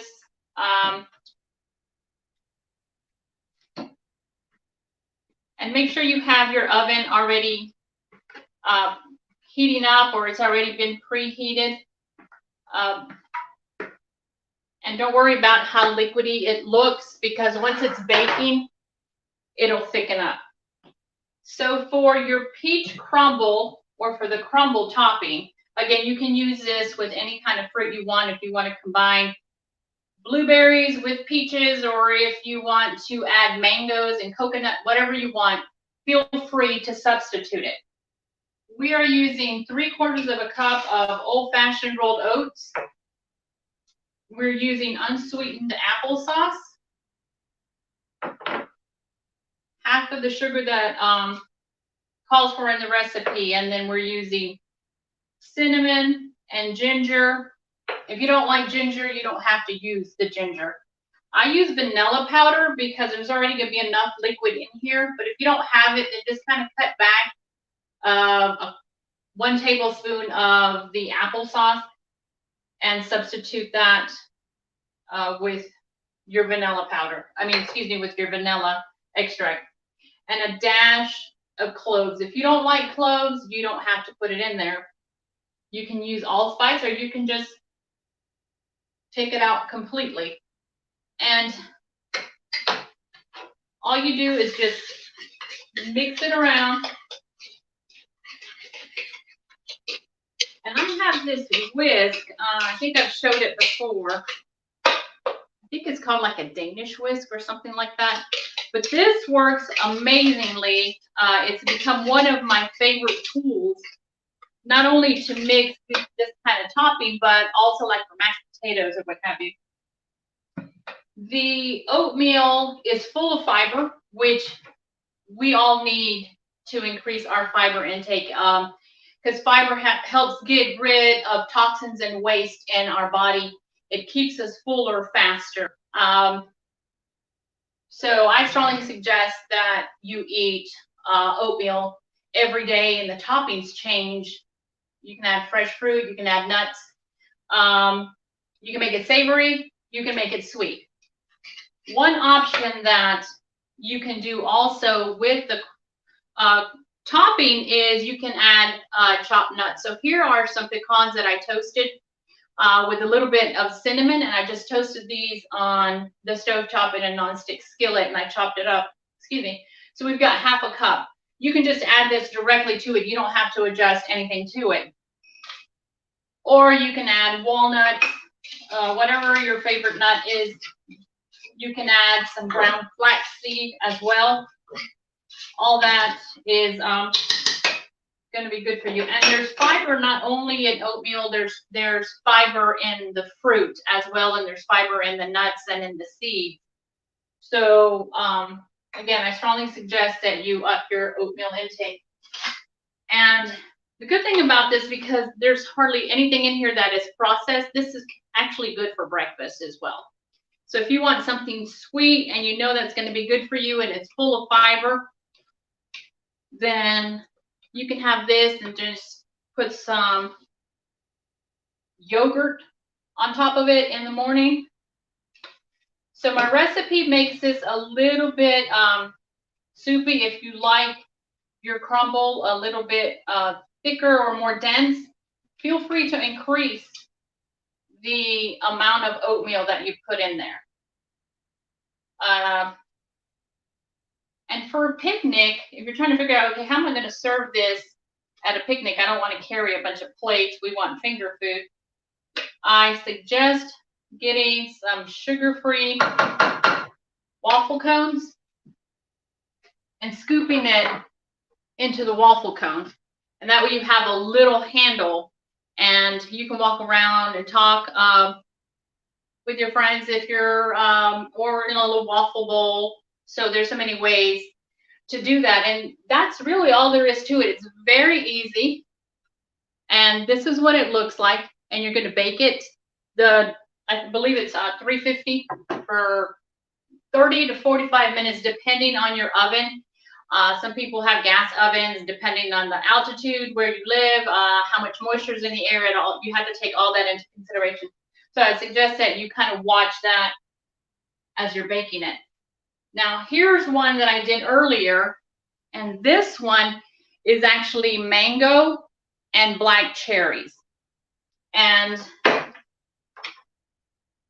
I didn't have any of the ice cream, so I've got some unsweetened soy yogurt, and I added just a tiny bit of maple syrup to it, and you're just going to pour it over the top, dress it up just a tiny bit. I've got some mint that my sister Alice gave me from her garden, and there you go. Quick, easy, doesn't take a lot of work. You can make this the night before. It will the flavors will marinate, and it will keep in your refrigerator for probably 2 to 3 days, although I doubt it'll last that long. I don't know about freezing it. I haven't tried it yet, but if anybody has, please put it in the chat and let me know. I would love to be able to do that. And well, that's about it. So I thank you very much for your time. And now I'm going to pass it on to Karen, who's going to be making a gluten-free strawberry basil muffin, which I cannot wait to see. Take it away, Karen. Thanks, Angelita. That looks beautiful and yummy. I'm going to continue with desserts for your picnic. So welcome to my kitchen in Austin, Texas. Today I'm going to do the strawberry basil muffins, like Angelita said. They're great flavor combination, just says summer. And I am going to be making them gluten-free. So I'm going to preheat my oven to 350. And then something else is to line your muffin tins with the parchment paper liners, because if you use those the colored paper liners, even the white ones, the muffins tend to stick. And then I chopped or diced some strawberries, and they smell so good. Cup of all the strawberries.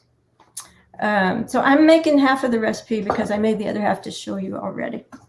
And then what I'm going to do, I'm going to lower my screen for a second and show you what I'm going to do to the basil. So I'm using fresh basil because basil actually is so good, but it actually contains eugenol that's like in the clove oil that people use for like dental problems. It's an analgesic. It's also anti-inflammatory and an antioxidant. But I'm just going to, I roll the leaves, just stack the leaves and then roll them. And if you just cut, this is a chiffonade cut. So you just slice through really thin, and you get these really pretty ribbons that you can just have all through your muffins with those strawberries. So it kind of looks like Christmas with the red and green. We're just going to put those aside with the strawberries and the lined muffin tin. You can use a silicone muffin mold, and then you won't need any kind of liner at all. So I'm going to put that aside. And now this is a really easy, and it's really fun, and it's really good. You know how sometimes gluten-free things are more dense than if you use wheat flour, but this is a pretty light and moist, tasty muffin.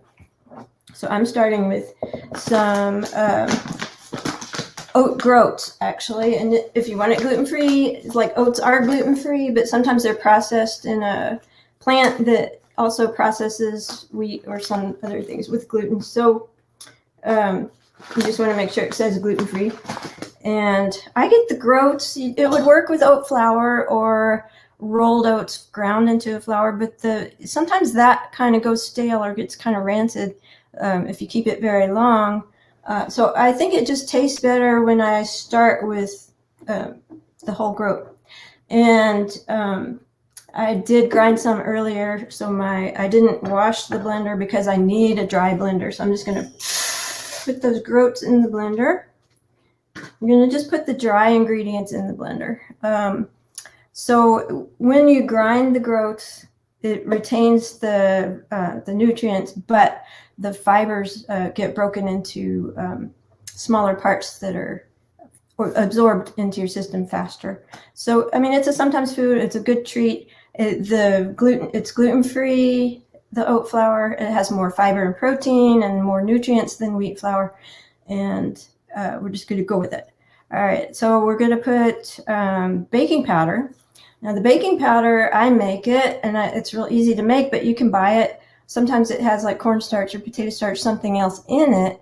So I just put baking soda. It's 1 part baking soda to 2 parts cream of tartar. And cream of tartar is a byproduct of wine making. So the baking soda is a base, and then the cream of tartar is an acid. So when they mix with liquid, they combine, and you get, like in elementary school science experiments, if you had baking soda and vinegar, you get that reaction. We're going to get the reaction, the bubbles, carbon dioxide is the product, and you want to get it in the oven while that's happening, and that's what's going to give lift to your muffins.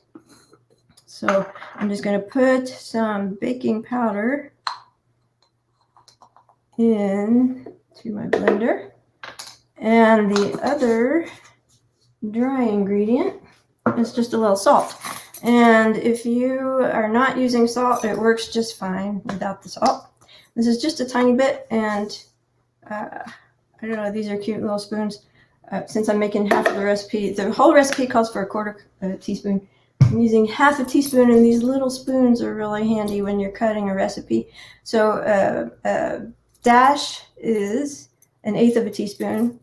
A pinch is a 1/16 of a teaspoon, and a smidgen is a 32nd of a teaspoon. Those are really handy. Let's see what else. That's all the dry ingredients. So I'm going to put the lid on, make some noise, grind it to a flour.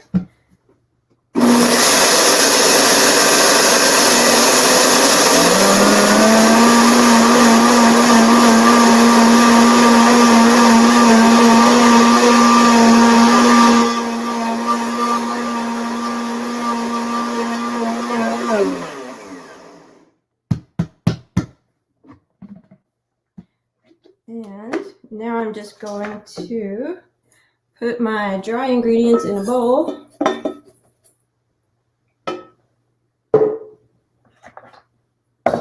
And put that aside while we do the wet. Okay, just want to get the rest of this out. Don't want to waste any. All right. And now for the wet ingredients, if you were doing the whole recipe, it would work just fine in the big blender. but I'm doing half the recipe, so I'm choosing to use a smaller blender container. And I'm going to put the water in first because it helps everything draw into the blades and get blended. And then I have a little bit of vanilla extract. Makes it taste good. And then I'm using dates. So dates are a natural sweetener. That you just want to make sure you've taken the pits out. They have fiber and vitamins and minerals and add some sweetness, but they also add some moisture to our muffins. And let's see, then I had just a little bit of apple cider vinegar. So that is another acid that's just going to help that reaction with the baking powder, the baking soda part of the baking powder. And then I'm just going to blend this until it's smooth. Make a little more noise.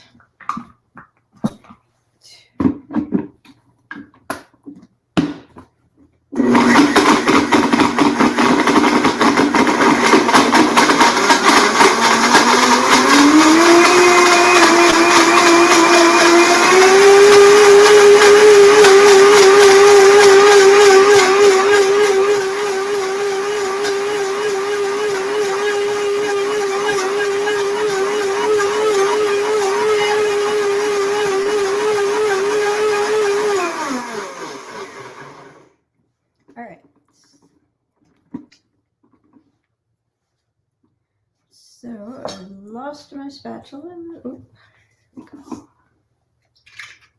So we're just going to mix the wet ingredients into the bowl with the dry. I'm also going to use 1/3 cup of applesauce as an oil replacer. And what the oil does is keep your muffins moist.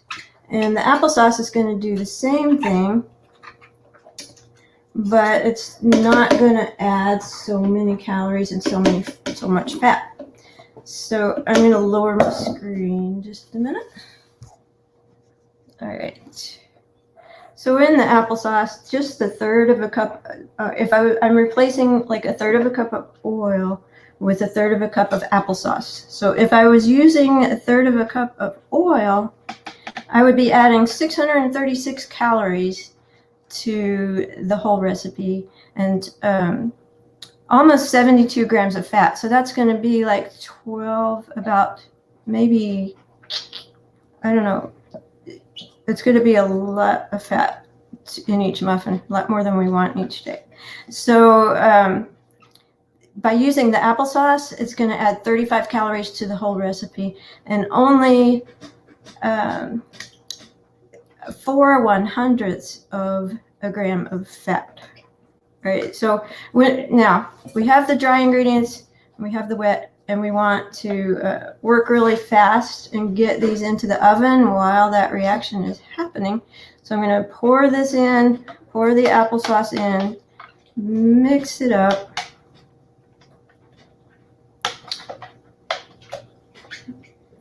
All right.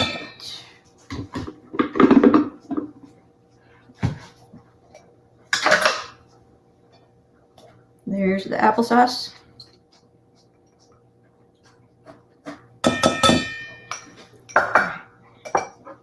And I'm going to work fast, mix it up, and you'll be able to see the reaction happening.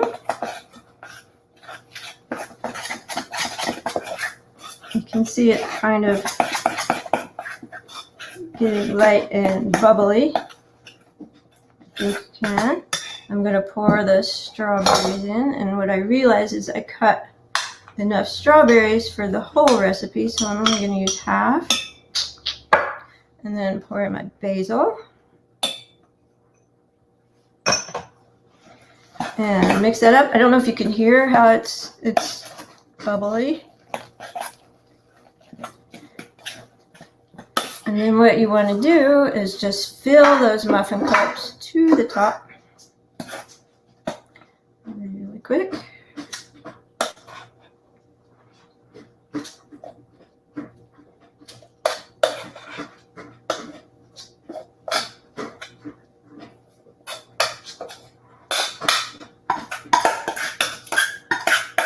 and then get them right in the oven. Make it a little more even. All right. And then you can pull them out of the oven and they come out nice and moist and soft. I'll get one out and show you the inside. So it's like a regular yummy treat for your summer picnic. So thanks for watching, and I hope you'll try it and let us know how you like it and enjoy your summer. We're going to go to Q&A now, so back to you, Dilip. That looked really good, Karen. Let me bring all the cooks back in for Q&A. Okay. So that was a nice show. I just have to turn my speaker down. Okay. So, and I apologize to folks watching the show. We are having some technical problems, and I know we had a lot of people watching us on YouTube, and not as many people watching us on so many cooks. We've been having some problems the last few days, and I apologize. We haven't been seeing all the comments that are coming through. But if you can post comments, then please do, and we will share them. And I want to remind everybody that our recipes are available, and I'll put the recipe link up. You can find them at this link to bit.ly/so-much-picnic-food-recipes with camel capitalization. So the M and the P and the F and the R are capitalized. So that's where the recipes are. So much picnic food recipes to bit.ly. So I have some questions, and I'm certainly welcome questions coming in from the audience. And just going in order, Jean, and I have to apologize. I missed your presentation because I was still cleaning up in mine. And so, Jean, and one thing that traditionally has been a problem for me, and please correct me if you've already resolved this, is years and years ago, I used to make tabbouleh. I made it a few times, and I kind of gave up. This is like 20 years ago, because my tabbouleh was never very good. The grains were never moist. So what was I doing wrong? What do you do to get nice moisture in your tabbouleh? Very good question, Dilip. I am just wondering, to start with, what grain were you using? I think I was using bulgur wheat. Okay. And back then I wasn't concerned. I didn't know about the benefits of not adding fat, so I think I added olive oil. Okay. Now I wouldn't do that. Traditionally they would add that anyways. Okay. For one thing, if you're making tabbouleh with bulgur, it's really better to use the fine grain bulgur if you can find it in your area. Normally it's cracked wheat, and you can see that they're bigger chunks. But then in specialty stores you can also find bulgur that's really fine. And the fine grain bulgur doesn't need any cooking, so you can actually it's almost like couscous. You can put a little bit of hot water, and I like adding lemon juice to my hot water so that it's even more savory, because I like my tabbouleh really savory. Not more than savory. I like it with a lot of lemon flavor. So you just put bulgur and hot water and cover it and set it aside, and it fluffs up on its own in a moist way. Then, if you've chopped up all your parsley and your mint and your onions really small, and toss them with a pinch of salt and your 3 to 4 tablespoons of lemon juice, they sort of get a little bit more liquid. And then at the end, when you add your bulgur to it, the whole thing is nice and moist. Today, I used quinoa, and it was already cooked as per the instructions on the box. So the quinoa was nice and moist on its own. And then when I added the abundant mixture of parsley and mint and the finely chopped red onions together with the 4 tablespoons of lemon juice, the whole mixture was really nice and moist. I don't know, maybe that would help you. Often with bulgur, instructions on the box would be 1-to-2 water ratio to cook the bulgur. So you can also try cooking your bulgur a bit more moist that way. Or you can add a tiny bit more of lemon juice. Or I really, really love adding pomegranate molasses. But yesterday I couldn't find it for some reason. Either they were out of it at Whole Foods, or maybe they don't carry it at the one in this neighborhood. But for me, tabbouleh is a very lemony and parsley mixture. So I don't know if that answers your question. It does, but there's one piece missing, and that is one thing which would really help me with tabbouleh is to cook with you. And I wanted to say something really cool is I've known Carolyn for years, right? Carolyn and her husband Brian, and Angelita. You know, many of us have never met. We started this project a little over a year ago when the pandemic hit.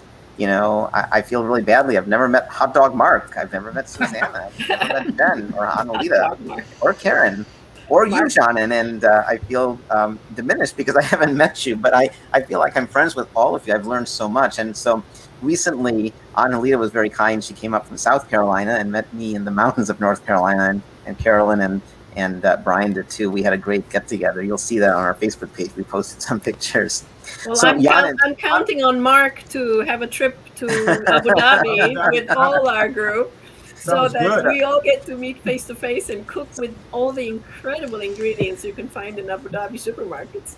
So the thing I was going to say about Janan is, of course, you're visiting the United States again, and you're here for a little while. But it felt a little bit like we were a little bit on vacation because our June show was early in the month and our July show is late in the month. And don't think we've been lazing around. So we haven't announced it yet, but we're going to start a series of short videos, and Janan's may be the first one, or maybe it might be Karen's.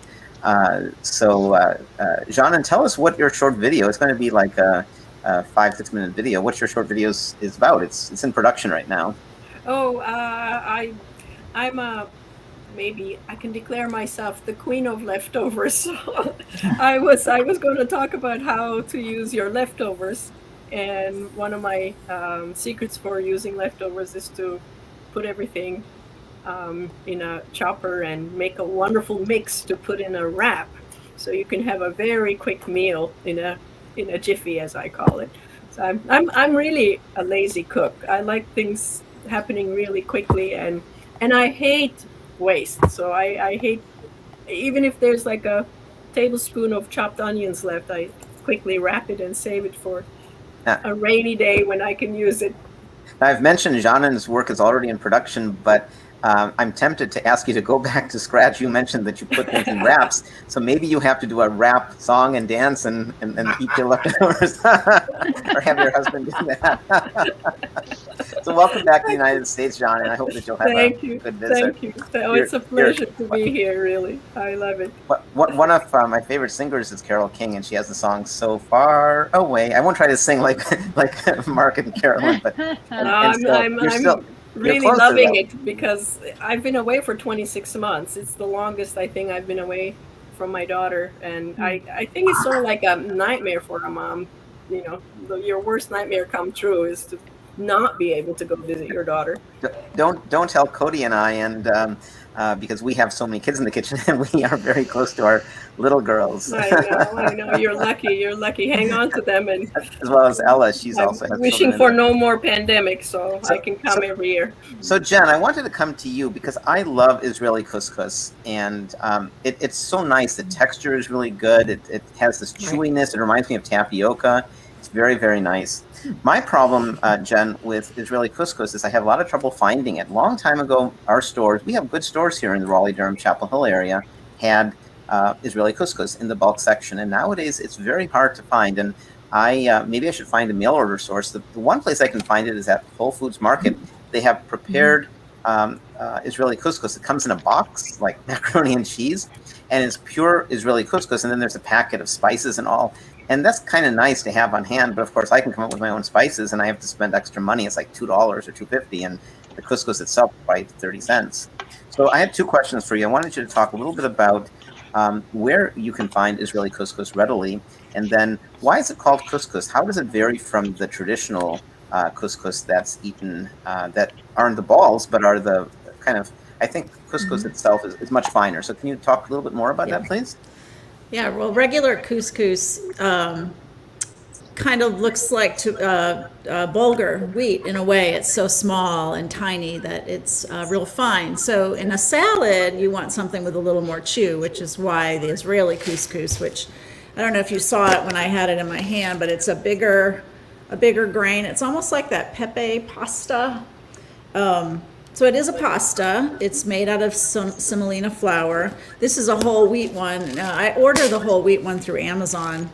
I make this salad all the time for some of my personal chef customers. They love it. So I have a well stock of this, but I have seen it at our Whole Foods, not the whole wheat, but the regular one. And it's usually in a really hard place to find. Like last time I saw it, it was down, wasn't even in the pasta section. I think it was in the rice section.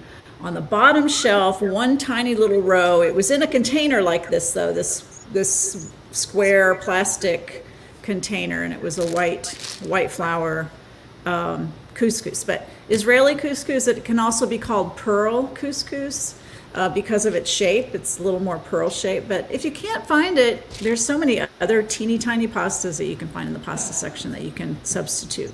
Like the orzo pasta, it's a little bit bigger. That would be a good substitute. And that I can find whole wheat all the time here. And the pepita, I think they call it, or pepe pasta, a little bitty one. But I just love couscous. I love the texture of it, especially the pearl one. It has a nice bite to it. But you find it easy to find then? I mean, you're ordering it online. I order it because I make this salad all the time and I want the whole wheat. I order it through Amazon, yeah. But I have seen it. You have to really look for it though. And you really have to look almost, if you don't want a regular couscous with all those spices that they pack it with, you really have to stand in that section and study every box because it's hard to find. They I don't know why they hide the couscous. It's such a great pasta to use. But it's this one though, I found it the regular on the bottom shelf at Whole Foods, really in the rice section. So it was just very strange. And by the way, Jen, you're a personal chef, right? So people in Louisiana near you can actually hire you, and you can show up at their house. Right. Well, right now with COVID, I'm cooking at my house for some, but yeah, I can come in. I do cooking classes in your house too, so that's a lot of fun. And I wanted to mention, many of us, it's a pretty competitive program to be in, Food for Life instructors. So look us up, fflclasses.org, and we all bring. We love sharing. I'm also a personal chef, and I love providing food for people. So if you're lucky enough to live near Jen, find her and see if you can get some food from her. I wanted to ask Susanna. I wanted to ask you a question. And the question for you, Susanna, is you were talking about a broccoli salad, and I love broccoli. And thanks to all of you guys for writing when I was going the wrong way. I was using frozen broccoli, and you're absolutely right. I mean, while I was preparing for today and I was chopping my broccoli and eating pieces of the broccoli, it was so tasty. It was so delicious. But could you talk a little bit about the difference between broccoli, broccolini, and baby broccoli? Broccolini can be bitter, for example, and so could you describe those, as well as broccoli sprouts? I'm also a personal chef, and when I was once hired to cook for a cancer patient, and I often use a lot of broccoli sprouts. So can you talk about broccoli a little more generally, please? Well, I can try. So broccoli, we know, that mostly what I buy are the big crowns of broccoli. The broccolini, now I've had just a few times. Now I'm thinking that, is it a different kind of plant? I don't know. Somebody else might be more in tune with the different kinds of broccoli. I have had the sprouts before, and I know that they are easy to grow, although I haven't grown them myself. But I am not really sure. So if anyone else has more information, please jump in. Well, what I know is that I bought it. I find it's always expensive. My own experience is that broccolini can be bitter, and I'm not sure why. Whereas broccoli sprouts are sweet and tasty. My guess is broccolini is a different plant. Does anybody else know?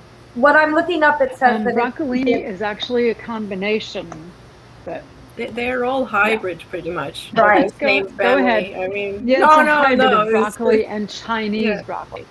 Yeah. Yeah.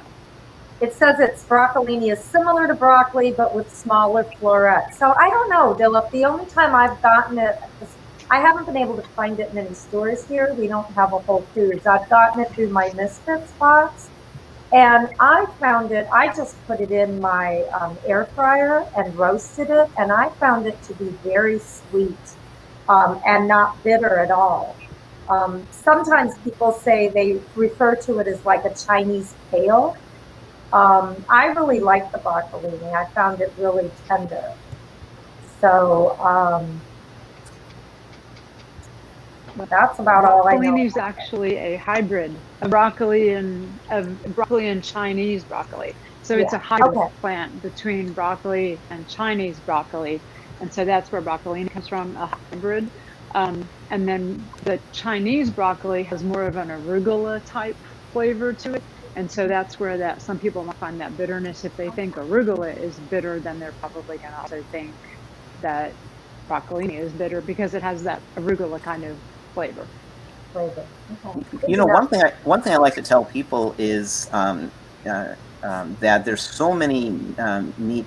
You don't have to go to the processed food aisles when you go grocery shopping. There's so many choices. Mark was talking about kohlrabi, for example, and Mark, you're absolutely right, because that kohlrabi looks like a UFO, and I'm the nutrition education director at an elementary school and middle school, and so I go into the school and I talk about different ingredients. They try different foods. And once I brought kohlrabi, and with the kindergartners, I was pretending, I was an astronaut. I was saying, making funny noises and doing that kind of thing. And with the fourth graders, we dived in a little bit more and talked about, what kohlrabi really is. So it's kind of a funky vegetable. And one thing I encourage people to do, because I think more and more people realize we need to be plant-based or move towards a plant-based diet, go to a grocery store. It doesn't have to be a fancy store. And look at the produce. You're used to buying carrots. See if they have purple carrots. Purple carrots taste a lot better in my mind. There's a sweetness to them.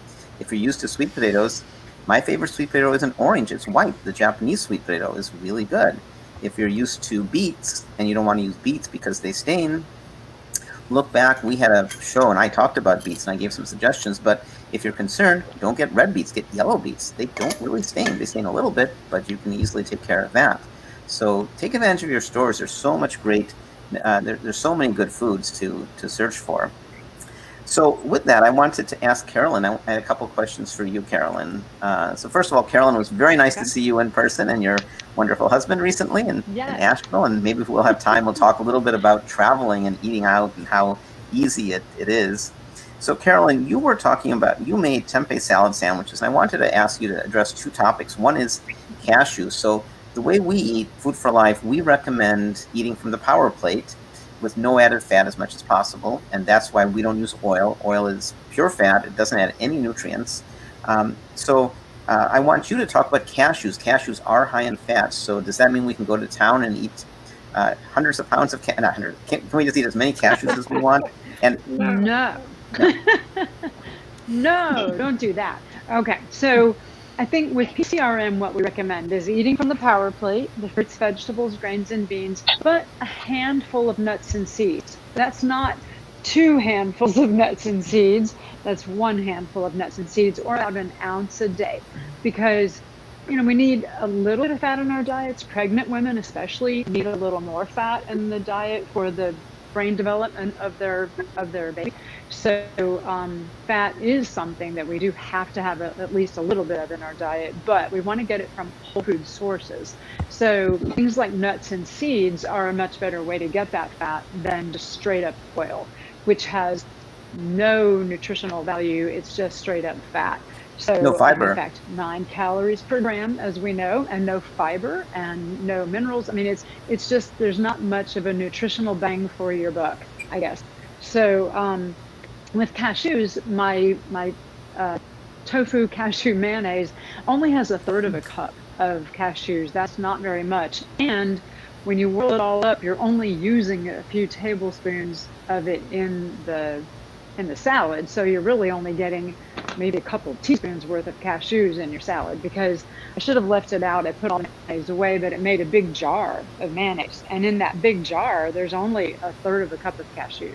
So really, and then taking out the few tablespoons and putting it in the salad, you're maybe getting a teaspoon worth of cashews in the salad. So it's not, and what we're trying to do is kind of mimic that mouthfeel of traditional mayonnaise that I think sometimes when going whole food plant-based, people miss certain things, like Mark and I were both talking about. We like to have things that remind us of something we might miss.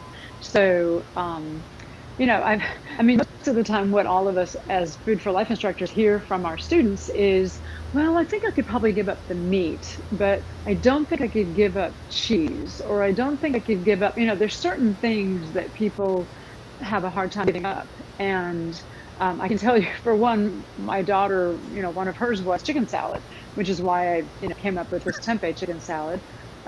Another one for her was Chick-Fil-A sandwiches, which I actually made a Chick-Fil-A vegan sandwich. I came up with it. If you can go to my Instagram page, you'll see a picture of it. It was a few years ago. It was really good.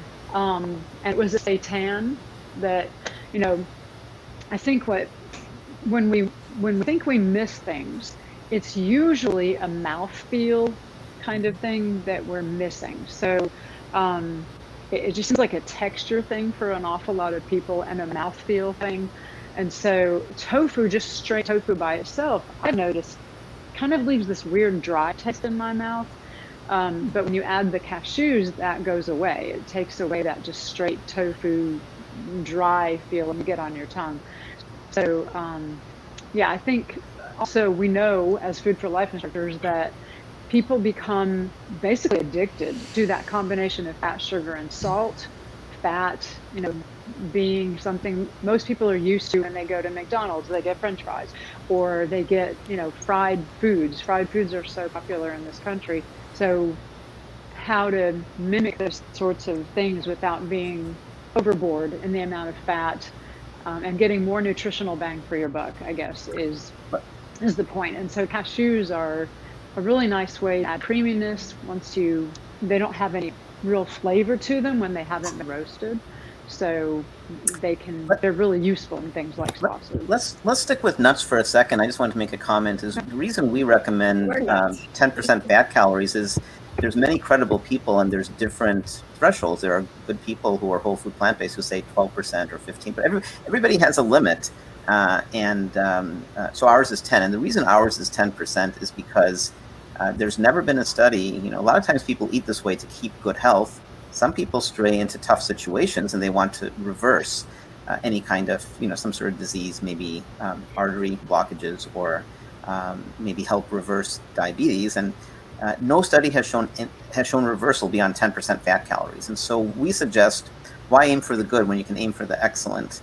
And so nuts are high-fat foods, and nuts are a little bit controversial because, at least in the Food for Life program, they're not part of our power plate. We don't talk a lot about nuts. There are other people who do suggest nuts like walnuts with their omega-3s are very healthy. But there was a question that came in, and that's by Lucy Bell Scott, and she said, I miss peanut butter. It makes everything taste so good. Is there any substitute? And when she's asking that, I wonder if she means that maybe she has an allergy to peanuts, or she's avoiding the fat. So I enjoy peanut butter, and I don't eat much of it. We try to aim for, as I said, 10% fat calories. And what I recommend is look at your plate, and nothing that you're eating on the plate should be more than about 3 grams of fat. And peanut butter is. And so my suggestion is, if you like peanut butter and you're avoiding for the fat, eat less peanut butter. Spread it more thinly, or don't eat it as often.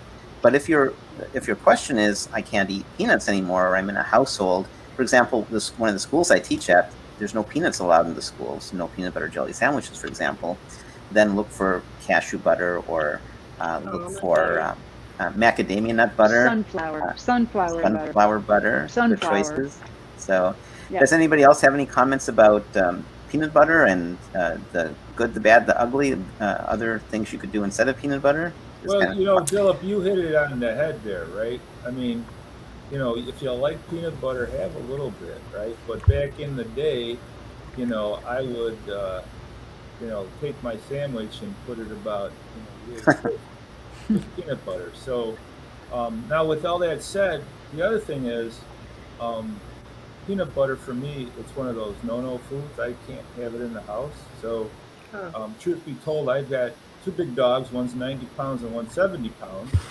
And their high value treat is peanut butter in a little squirt bottle. When I'm taking them out walking, they're really dog reactive. So if they're really not paying attention just to the treats, I get this little squirt bottle with peanut butter and then squeeze it in their mouth. So we have a little jar in our refrigerator, and I literally have to put tape over it, and that's like one layer more for me to actually eat it, so I don't eat it, right? But it so that's like a food that I and we really we don't talk a lot about in this venue, but I'll talk with people about when folks are really kind of focused on weight loss, and my most popular class is, I call it no calorie count and weight loss, because this is the only diet I've ever followed, for the longest. Right? I've been going on 3.5 years now. I've lost almost 40 pounds, and but some of these foods are engineered to make us overeat. I used to think I was weak because I couldn't stop eating like one Triscuit or potato chips, or those foods are engineered to make us eat more food. Yeah, like the advertisement. You can't just have one and not want more and more. Exactly right. So if you can't, if you could have a tablespoon of peanut butter and just enjoy it, go for it. For me, I have to avoid it, And at this point, I've added so many other things into my diet. So back in the past, my diets would be eat less, cut that out. But now I'm adding things like kohlrabi, like the hot dogs, like the tempeh chicken salad, which I will be making, like the blueberry muffins, I add all these low fat, very healthy things. So things like peanut butter, I got so many other things I've got so many things I've replaced. It's no big deal. So think about that. Think about this diet being one of addition versus subtraction and this, and before you know it, the peanut butter is in a jar with truth be told, it's got a big hunk of duct tape over the top of it. I wanted to stick with you for a second, but I wanted to first jump in and say something about that. So to those viewers, many of you are at different places in your journey, so please don't get the message that it's really hard to be plant-based. So they're saying they're taking my peanut butter away, they're saying don't eat this, don't eat that. That's not it at all. I don't view the way we eat as restrictive. I view it as very open. And you guys all know that I'm about to brag, and I brag not to show off, but I've known. Oh, you do? Come on. Maybe I'm bragging. But I've known my wife like 17 years, and I've never repeated dinner. She gets something she's never had in her life before, and it doesn't reflect on me. It reflects on the variety of foods. There's so many varieties of foods. So those of you who are hearing the news that you got to eat more plants, and some of you maybe still have some questions. Some of you might be saying, I'm hearing this more and more. I'm going to still stick with a little bit of meat, but I'm going to eat more vegetables. Good for you. I think you're making the right choice. And I think as you keep reading and looking in the space, you're going to say, yeah, let me give more of those things up. It's not like Mark said, you're giving up, you're gaining. If you really want a hot dog, eat one of the way Mark suggests, making a vegan hot dog. So I want to really encourage people that it's not giving things up. You may find that, and it's just like, whatever you're eating, you may find there's certain trigger foods for you that aren't good for you. I mean, peanut butter is good for me. I don't have those problems, but it's not good for Mark. So he doesn't eat it. I eat peanut butter, right? So I think the main thing is jump aboard, eat plant-based.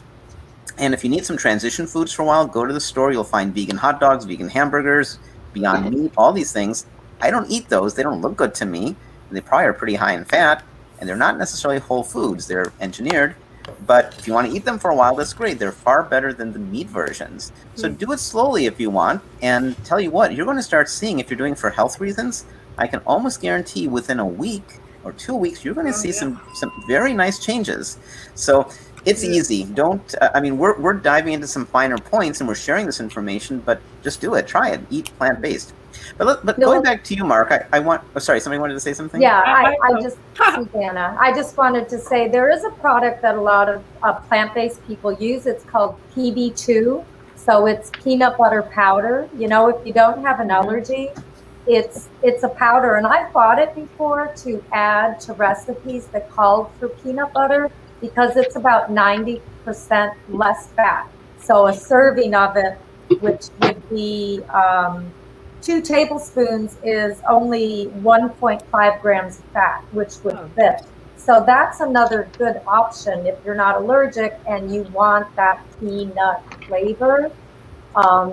It's a good product, and you can find organic and no oil, no added oil. So it's another great product to look for. Yeah, I just wanted, I agree with Susanna on that. I wanted to say that if and when you're going to use peanut butter, also choose a good quality one. Since you're going to use less of it, you might as well have a good quality one, which has no added sugars, no excess added salts, and no added other vegetable oils. So if you buy a regular, ordinary peanut butter, not only is the peanut itself fat, but they add these other cheap oils to just bulk it up. And you're pretty much getting a processed, unhealthy thing. I mean, yeah, we all grew up with it, but now it's time to switch to something better and use less of it. And there are really a lot of good quality, 100% peanut butter products out there. And try to get yourself one of those if you want to use peanut butter. Well, let's get back to Mark. We're talking about things that aren't good for you. And so you talked about a classic food, which is classically really bad for you. It's hard to think of a food, not yours, but the traditional hot dog. Right. Can you tell us, so pretend somebody's watching our show and they kind of get it. They want to eat more plant-based and they're not eating certain foods. So tell us, what's the problem with hot dogs? Why should we give up hot dogs? What are the problems? Oh my God! Well, it's highly processed, and what does that really mean? Well, that's the question. It's there's not a firm definition of what highly processed, other than we don't know exactly what the ingredients of the hot dog is, right? Historically, it's been all the entrails and everything that's kind of left on the slaughter room floor. Number one, okay. Number two is it's filled with a lot of other chemicals and nitrates and so forth.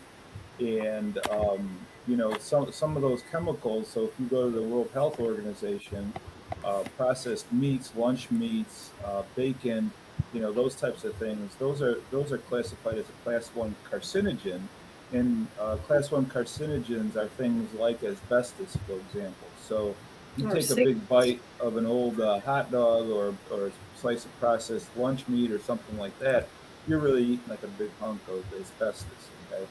So plus, the fat, plus the lack of fiber. I can go on and on and on and on, and what's the problem with the lack of fiber? I think, John, and you kind of touched on it, and other people have too, with respect to talking about kale and things like that. Fiber fills you up, on this diet, this is the first lifestyle diet, if you will, that I've ever followed, that I'm not hungry, and I don't count calories. So, when you're eating one of my vegan hot dogs that has beans and oats in it and everything, I had one hot dog and I'm filled. Let's be honest. Back in the day, I can remember eating 2 or 3 hot dogs, at a barbecue with a couple beers and some baked beans with bacon in it and coleslaw with mayo, and and then bring on the ice cream and the cake and everything else, and I wonder why I was over 232 pounds. So, there's multiple factors there, and then there's the old Vienna all beef hot dogs. So Chicago's known for their all beef hot dogs. Well, we know now there's lots of research. If you go to my website, for example, and go to the let'seatgreat.com and go to resources and latest research, there's an article in there in Cancer about the fact that there's a direct correlation now to colorectal cancers to eating red meat, and red meat's only one of the things in those hot dogs. So, folks, if there's anything you give up the red meat, then the chicken, and then the fish, and then the cheese, or if you can do it all at once, do it all at once. Educate yourself. Educate yourself. I actually, read, and educate. I actually quibble a tiny bit. I would say the first thing to give up is dairy. That too. I mean, I mean, pick your poison, okay? Pick your poison. So a friend of mine, good friend of mine, is a vegetarian, and he's given up everything except cheese, right? And he kept telling me I'm having trouble with cheese. So I finally gave him. In fact, you don't see it on my shelf because he's got it right now. The cheese trap I got from Neil Barnard. He said I saw him last Sunday. He got to the first 35 pages and said, "I'm sold. I'm giving it up." So Nice. So we start reading stuff about how awful dairy is. I mean, talk about drinking pus and antibiotics, and you wonder why we've got antibiotic-resistant children today. And I mean, my God, and the direct correlation to breast cancer. I mean, I lost my mother because of breast cancer. A friend of mine had a double mastectomy. She's now 100% vegan, and her daughter, who's just got engaged on Saturday, on Thursday, my goddaughter, yay! She's 30 years old and has given up dairy for a year now. So hopefully another lady I don't have to worry to death about getting breast cancer without doubt. So yeah. But let's transition to Angelita. Angelita, first of all, it was so nice to finally meet you. We had some very nice meals together in the mountains of North Carolina and got to meet your husband, which was really nice. And she gave a special treat to Carolyn and me. She gave us peaches from her organic peaches from her tree, which were a treat. And then to see you cook with them, wow, it's like yikes. So I wanted you, Angelita, to talk a little bit about yogurt. When you mentioned in your presentation, and I made a comment just so everybody would understand, you definitely meant vegan yogurt. So tell us about vegan yogurt. What is vegan yogurt? I make my own, and I'll share about that in a moment. What is vegan yogurt? Where do you find it? And what are the benefits? Because Mark was just talking about dairy being not such a good choice. Isn't yogurt dairy? And why are we singing the praises of yogurt? So can you talk about yogurt, my friend? Well, yeah. So yogurt, vegan yogurt, plant-based yogurt. So they make it there's cashew. It's made with cashew base. It's made with almond base, a soy base, and I just recently saw one that was an oat base. How to exactly make it, I don't know enough about it to let you know exactly how it's made. I've never made my own. That's something that I'm definitely going to try. I see there's a recipe for your Instapot. So that's something that I will be doing. And I've always had an issue with dairy. So finding an alternative really helped me because I really enjoyed the flavor of it. But I knew I was going to pay dearly whenever I ate it. So I really don't know the true benefits of it, other than that I know it's a lot healthier for you because the true dairy yogurt causes inflammation. It has saturated fat in it, lots of added sugars to it, and it's just not good for you. And it has been traced, because it is dairy, to possibly be a cause of cancer. So that's why I stay away from it. But I use the Soy Delicious unsweetened vanilla yogurt. And I like the unsweetened ones because then I can kind of add whatever sweetness I want to it. And I don't like my stuff really, really sweet because I don't cook with salt, sugar, or oil. So I'll just add a tiny little bit of maple syrup just to give it enough sweetness, but not overpowering. Yeah, let me say something about yogurt. So yogurt is used heavily in Indian cuisine. My parents emigrated from India, and yogurt has many beneficial bacteria. So there's a lot of bacteria that get us sick. There's a lot of bacteria that keep us healthy, and yogurt does have that. Now, the problem with dairy yogurt is it has all the problems with dairy. So we are not recommending dairy yogurt, but we are recommending there's many kinds of vegan yogurts. You can get soy yogurt, you can get almond yogurt, I've seen hemp yogurt, yogurt made from oat. There's this new company, Oatly, yogurt made from coconut milk. And it's so Angelita was talking about the sugars, and so some years ago I was thinking, I love all this yogurt, but it's high in sugar. And those of you who are, I want to tell a quick story for people out there, especially if you have children, is I have a 12-and-a-half-year-old, and she, just like any of us, likes sweets, but not like a lot of people, right? We don't eat that many sweets. And so if we go out to a vegan birthday party and they have cake, she'll eat it, but then she'll say, Daddy, this is really sweet, because we don't eat things that sweet. So you can acculturate your palate to less sweets. And we don't have time today. At some point, we can talk about what are some problems with eating too many sweet things. Sweets are great. And Angelita, Carolyn, and I, and our families, we enjoyed some very nice desserts when we met in Asheville, North Carolina, and I don't regret it for a moment. I bought three of these wonderful cookies from one great vegetarian restaurant, but the thing is, the difference is those 3 cookies lasted me about 2 weeks. I ate little pieces at a time. I couldn't imagine eating the whole cookie. That would be way too much. But vegan yogurt is easy to buy, and I had the challenge. I wanted to have a yogurt that I could add berries to, and in my family, we really don't like non-organic berries. And I'm coming to Karen in a moment to tell us more about organic. And so I couldn't find vegan yogurt that didn't, and I was tempted by the strawberry or this blueberry yogurt, and so I decided to make my own, and it's really easy. You can do it without any special equipment. I use an Instant Pot because there's a button on it called yogurt, and if you're interested, I posted how I do that. But speaking about that, I wanted to go to Karen, and before I ask you the question, Karen, I wanted to mention that we're doing some new short films, and you also have one that's in production. And I was so impressed with your discussion of melons. Was it the last class or the last show or the one before? I learned so much from you. I learned so much from all of you. And so tell us about the show that you've already recorded and what that's going to be about. Yeah, it's mostly about choosing a sweet melon. Just talked about the most common melons you find in the market for your normal grocery store: watermelon, cantaloupe, and honeydew. And just different tips for choosing a sweet melon and what to look for, and then the tips about different ways to cut it.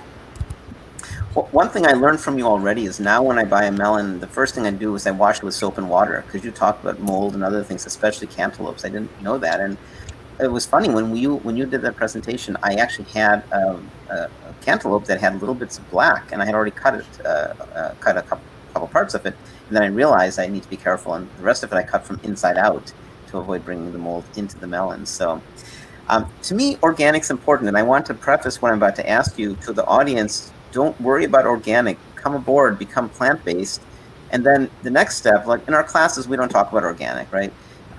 There's good reasons to go organic. We're not putting chemicals in the earth and perhaps health benefits. But I also have to say this.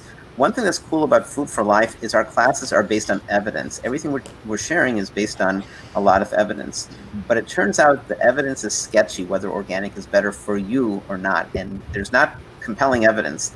But yet some people, myself, and even more than me is Karen. So for example, I found at a store these amazing orange-colored melons called Orangeade. They weren't available organic. And I whispered to Karen, I bought this not organic melon, and she said she never does. So I'm going to ask Karen to close her ears because I'm going to buy another one because it was so good. Because the melons have such a thick skin, but then she pointed out that the chemicals go into the ground and then come up into the flesh. So can you talk for a moment, let's not dwell on organic because I don't want to overstress that. I want our folks to come plant-based. But really what I want you to talk about is I want you to talk about oats. You were talking about gluten-free oats and getting them from a place that, is certified gluten-free. So if you're not gluten-free, is there an advantage of eating gluten-free oats? Is there a problem eating regular oats that might have a little bit of wheat? If you're not gluten-free? Yeah. No, it's not going to make any difference. I mean, and I just want to say, I would also tell you, though, that I would eat that melon, that non-organic melon, before I would eat meat. Oh, of course.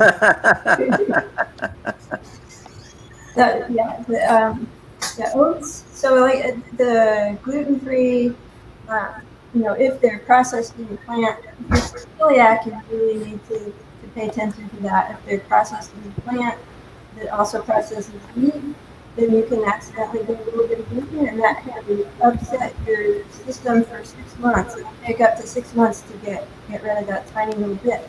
If you just think about, even if you're not celiac, all the maybe 15 feet of your colon, some people are sensitive to gluten. They're not celiac, but they're sensitive. And if all 15 feet of your colon is inflamed just that much, think of the bloating that you're going to feel that it can cause. But if you're celiac, so your intestines are lined, the lining has these villi that absorb the nutrients from your food. And if you are celiac and you're exposed to the wheat, then or the gluten, it will damage, it starts an autoimmune response in your system that will damage those villi, and then you cannot even absorb nutrients from other food that you take in. So, and I wanted to mention also, and see if anybody else wants to jump in. So a lot of times gluten gets a lot of press, and I meet people who want to quote unquote eat healthy as they're moving towards a plant-based diet, and of course we want to avoid all that wheat. And that's not true. There was a book called Wheat Belly or something like that. It had there's a lot of good information, but there's a lot of misinformation about what we should eat. And I would ask people, when you get information, check out the sources. Go to credible sources. Of course, I'm going to brag about PCRM. I think we're outstanding. But there's also Michael Greger, Nutrition Facts. And check out nutritionfacts.org and PCRM.org. And if you look at the literature about plant-based eating, you have like this much information. If you look at, there are people who say, eating meat is good. This much information, right? Mm-hmm. So check out the sources, see, and are there funders behind it? But I wanted to very quickly talk about gluten-free. Gluten-free isn't necessarily something which is healthy. If you have celiacs or if you have a gluten intolerance, absolutely stay away from the gluten. If not, especially if you're eating whole grain wheat, it can be very healthful. And if you move towards, go away from the white flours and go towards the whole flours and whole wheat. Pumpernickel, rye, all of these foods are good and have a place in the diet. Unless your healthcare provider tells you do not eat wheat, unless you're wheat intolerant, unless you have celiacs. And if so, obviously, but don't say not eating wheat equals good health. That's not the case at all. So does anybody else want to say anything about gluten here? Well, there's a lot of gluten-free junk in the market. That's what I was going to say. Yep. Yeah. And I think people get confused between, carbohydrates. So you hear people say, well, I got to cut down on my carbs. I got to eat less bread and I got to cut down on my carbs. Well, vegetables and fruits, and grains, they all have carbohydrates. It's the good carbs that we want in our body, right?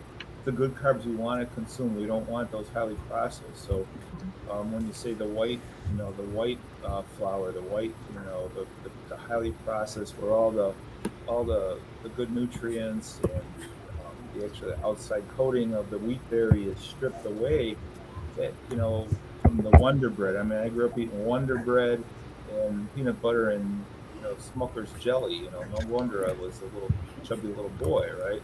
And there's absolutely no nutritional value in that. So we want those good carbs. We want the low-fat good carbs, and everything on that power plate that's over my shoulder there. That's all that has carbohydrates. Those are good carbs. So I think that's the one thing that people get confused is carbohydrates. I got to watch my carbs. The keto diet is all about no carbs, but exceptionally high fat. We're made of carbohydrates. Right. Good carbs. Yeah. I hear that from my students all the time who, they come into a class saying, oh, my doctor told me not to eat carbs. And I say, really, tell me the last time broccoli made anybody fat. And they're just and I say, broccoli is mostly carbohydrates. There's a difference between simple carbohydrates like Skittles and complex carbohydrates like broccoli. And broccoli is a lot of protein too, but I mean, you raise an interesting point. I was talking to a good friend of mine yesterday, and he was asking about avocados, and so I love avocados and I enjoy them, but we recommend like a quarter avocado a day at most, right? Mm-hmm. So avocado and olives are two of the very few plant foods that are high in fat. And so again, why 10% fat calories? Because you don't have any kind of reversal beyond 10%. And so, yeah, if you want to have, if I go to a party and they have guacamole, I'll enjoy the guacamole, but I don't eat that way every day. I don't eat tons of guacamole. I make guacamole. I love my guacamole. My secret is I put rosemary in mine. I don't know anybody else who does that, and it's a great combination. So just be careful, if you're trying to, especially now, if you're a heart patient, then be super careful. Then, and all these things are predicated on talking to your healthcare provider. But if I knew somebody who was a heart patient, then I would suggest probably no avocados, probably very few olives. But even there, if you like olives, and I do, eat the olives. Don't take the olive oil. Olive oil is squished olives, all the fibers left behind, and you just have pure fat. But Bill, I got a question too. Sure. So proteins, that word's come up a lot. So I just happen to be watching lately some shows. I still love cooking shows, whether they make meat or not, because there's techniques that are very transferable. I've been in cooking show geek from the Julia Child's days back when I was a teenager. I know you like Martha Stewart. And I like Martha Stewart. I channeled my inner Martha last time, John. Yep. Channeled my inner and used some what do you call blossoms, some chive blossoms. Anyway. Chive blossoms. So I'm watching. I've gotten Hulu free for a month, and I'm watching Wallace Chefs, and they're always talking. I hear this on other shows, but they're always, all these professional chefs now are talking about, you got to have a protein on your plate. You have a protein and a vegetable and a starch. When did that become popular that we're calling meats proteins, and that's like it's whole? Yeah. Like, is there some kind of backlash now? Yeah, that's World War II. That happened in World War II. I just started hearing that now. It's kind of coming up like more and more with professional chefs. Proteins. It's like, folks, everything on that plate behind me, that power plate's got proteins. And fat. And fat. And more, right. more. Everything you need is on that power plate. Absolutely. And the thing is, a lot of people supplement. They say, even vegans I know supplement with protein. They take protein powders. And my suggestion is talk to your healthcare provider. But I know there's great people. Robert Cheek, who's a bodybuilder. There's John Lewis. He's not the congressperson who passed away. John Lewis. He has another name he goes by that I don't like to use. So he's a bodybuilder. And you talk to these people. And they don't use protein powders. Protein powders, they get the protein they need from fruits and vegetables and legumes and grains. In fact, I've talked to a number of these people who say their performance goes up when they stop the protein powders. The problem with protein powders is we eat too much protein. Never mind whether you're a meat eater or a vegetarian or vegan, there's protein everywhere. And guess what? It taxes your kidneys. So none of us give one-on-one advice. You have to talk to your healthcare provider, but the trends and the research shows we're getting too much protein. And A&D, which used to be, what did it used to be called? It's American, help me somebody. A&D stands for American Nutrition and Dietetics. They have been talking for some years of reducing their recommended daily allowance of protein. We just get way too much protein. We don't need it. It's not good for us. Right. So I would think, and I bet you all of you will agree with me, eat the power plate, eat a variety of foods, look for some good colors, watch the fat.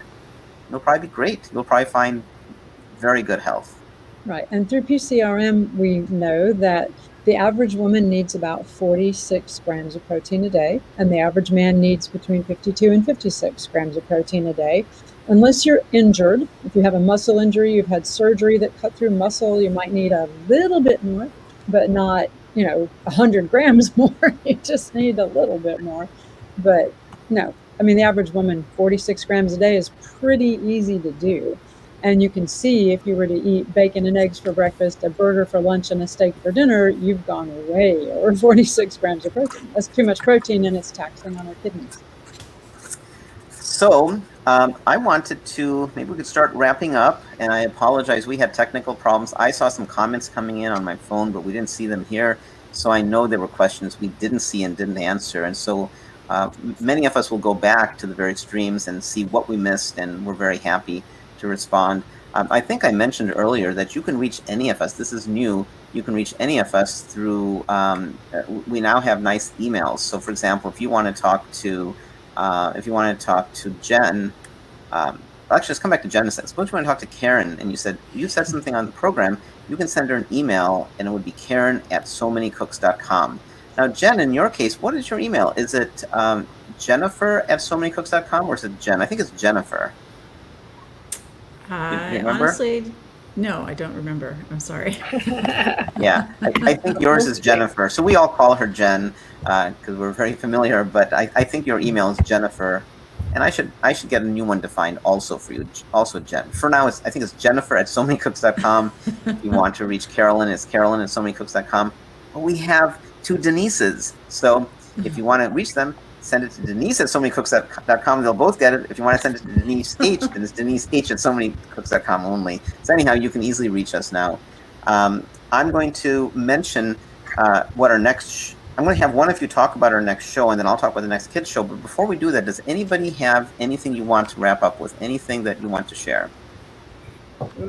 I just like to briefly say, Dilip, you talked about yogurt having the probiotics, and I just want to remind everybody that eating a whole food plant-based diet on a regular basis provides you with prebiotics, and that helps your gut biota to become healthy and provide its own probiotics in there.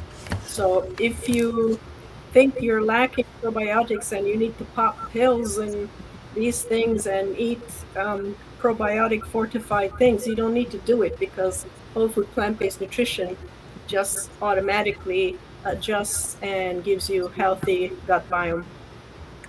Yeah, and that's also an interesting point, because I have students and friends who they say, well, I know beans are good for me. I don't eat them because they give me gas.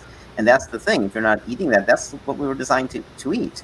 And so you don't have the right bacteria, so the gas builds up. And what I tell, especially my elementary school students, is when you're on break, when you're on vacation, I teach at a year-round school, so they have long breaks instead of one long summer break.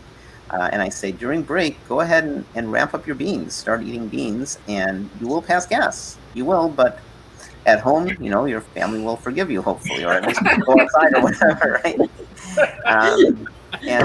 But the thing is, and give it like a week, and then your microbiota build back up, and they say, yay, give me more of that food. I can eat it. I can enjoy it. I can make good use of it, and the gas will go away. I can eat beans morning, noon, and night, and I don't toot. So raise your hand if that's true for you here. We can eat as many beans as we want. So Mark's hand isn't raised. No comment. This is a family-based show. Well, for most people, some people call it a sport in my house. So Sport. Oh my gosh. For most people, this is the first I've heard of somebody who didn't adapt to beans, but for the vast majority of people, if you eat, and there's techniques you can use: ginger, cook your beans with baking soda, cook your beans to death. If you buy canned beans, cook them even more. There are things you can do so your gut can change and adapt to these kinds of foods. And one final comment about that is, if you're used to certain foods, beef and dead pigs and dead turkeys and all, don't do it for a few weeks. Your tongue changes every 21 days. And try this experiment. Maybe you're watching our shows and saying, I like the idea of plants. I'm not going to give up my meat. I like eating meat too. This is not me. This is somebody in the show saying, and I'm going to eat meat less often. I applaud that. You're moving in the right direction. But try an experiment. Say, okay, I know plants are really good. I haven't heard too many good things about meat. I've heard lots of bad things. Mark was talking about carcinogens, right? Red meat and processed meats. And Jonan was doing this. It's like cigarettes, right? And actually, meat has a higher mortality correlation than cigarettes. And so you might say, okay, let me take a challenge. I won't eat any meat or dairy products. I'll be vegan for 3 weeks, and then go back and try eating some of those foods, and you may not like them. And if you have a little bit of a hankering, go out and buy fake and bacon or phony bologna, or there's so many products. Are they good for you? Not particularly, but they're far better than the other ones, and they do have reasonable, they do have some nutrition in them, but they generally are high in sodium and they're higher in fat. They're not the kinds of foods you want all the time. My daughter, she's a Girl Scout, and when they have Girl Scout events like campfires, they'll have hot dogs, and they always have vegan hot dogs for her. There's so many brands of hot dogs. I kind of like them, but I eat them once, twice, 3 times a year. And these are vegan hot dogs, right? If I ate vegan hot dogs every day, that wouldn't be a good choice. Very high in sodium. So that was kind of what I wanted to say. Dylan, I wanted to make a quick sure. Say something real quick about the peanut butter. Please. Okay, so I use and I hope it's okay to show, but this is what I use. And to get that Turn mouthfeel. it around. Turn around so we can see the label. Oh, okay. So I bought this at Costco, and it's 2 grams of fat with 2 tablespoons. And here is the nutrition label on it. But to give you that mouth feel that people are missing, I make this a little bit thicker than they recommend, and then I take the skins off of the chickpeas, and I crush it, and I put it in there, and I mix it together, and it gives me the same texture as the crunchy peanut butter. Very nice. And that's what I use when I'm making oatmeal cookies. Well, peanut butter oatmeal cookies. That's what I use. Very nice. That's a great comment. And one other comment is you can make your own peanut butter. It's literally just peanuts blended. Why don't I do that? And by the way, in a blender, you don't need an expensive blender. You can make hummus. Why don't I do that? Because I'm lazy and the hummus takes a while to clean out. I buy hummus. I actually don't make my own hummus. But it's so easy to make hummus. You just throw chickpeas in, a little bit of tahini, or if you don't want the fat, you don't really have to put the tahini in, a little lemon juice, garlic, if you want a tiny bit of onions, some smoked paprika, and a little bit of salt if you want, and black pepper, and that's it. It's easy peasy. I like citrus. I put some lemon in as well. So does anybody want to tell us about what our August show is? Okay. Our August show is August 28th. So what are we doing in August? Cool desserts or cool foods or Cool something? food. Cool food. Yeah. Hey, Keeping your already kitchen dressed. cool. I'm already dressed. I'll be back in Abu Dhabi. Nothing can be cool there. Oh no. Well, so much it's cool- ways not to heat your kitchen is what we're doing. Keeping Right, your so much kitchen cool cool. cooking, keeping it cool in the kitchen. And let's quickly go around. We haven't decided what we're making, but starting with Susanna, what do you have an idea yet what you might make? Yeah, I just thought about this week because this is what I've been doing in my kitchen. So we have been growing pepperoncini and wax beans and other vegetables. And so I've been pickling them, but I'm not canning them. I'm doing refrigerator pickling. So that's what I'm going to show. So I'm hoping to preserve, especially the wax beans. I'm really excited. This is the first time I'm doing that. But that's how I will keep my kitchen cool and use up the vegetables that I'm getting from my garden by making refrigerated pickled vegetables. Jean, and what does keeping cool in the kitchen mean to you? Do you know yet what you're going to make in August? I don't know what I'm going to make, but it's going to be something not cooked. And it might be something out of a can that I prepare, but I'm going to avoid cooking. Maybe one of these days we'll do a raw foods show. That'd be kind of fun. Hot Dog Mark, what do you think's up for you? Well, it's going to be one or two things. It's going to be cold in Chicago.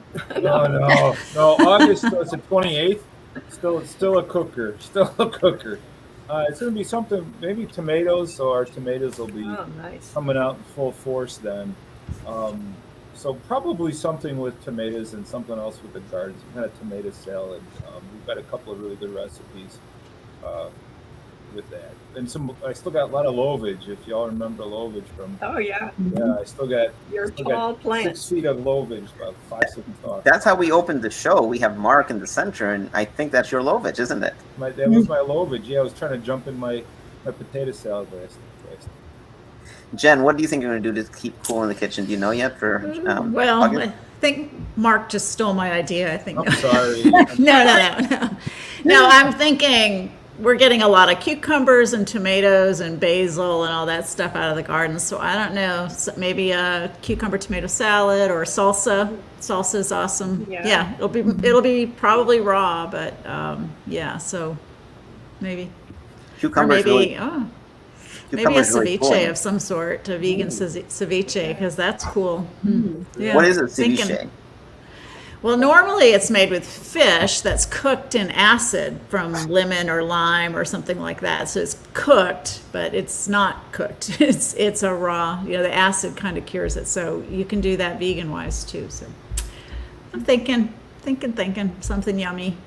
Karen, what's up in Austin? What do you think you'll do to keep cool? I was thinking a cool peach cobbler or nectarine cobbler, but if I can't get those, I'll. Ooh, yum. Angelita, what are you thinking? Do you know what you might make? Yes, I'm gonna make spring rolls, and so I'm gonna do a savory one, and I'm gonna do a sweet one. Oh, nice. Carolyn, Good what do you idea. think you might be making? Do you have any ideas yet?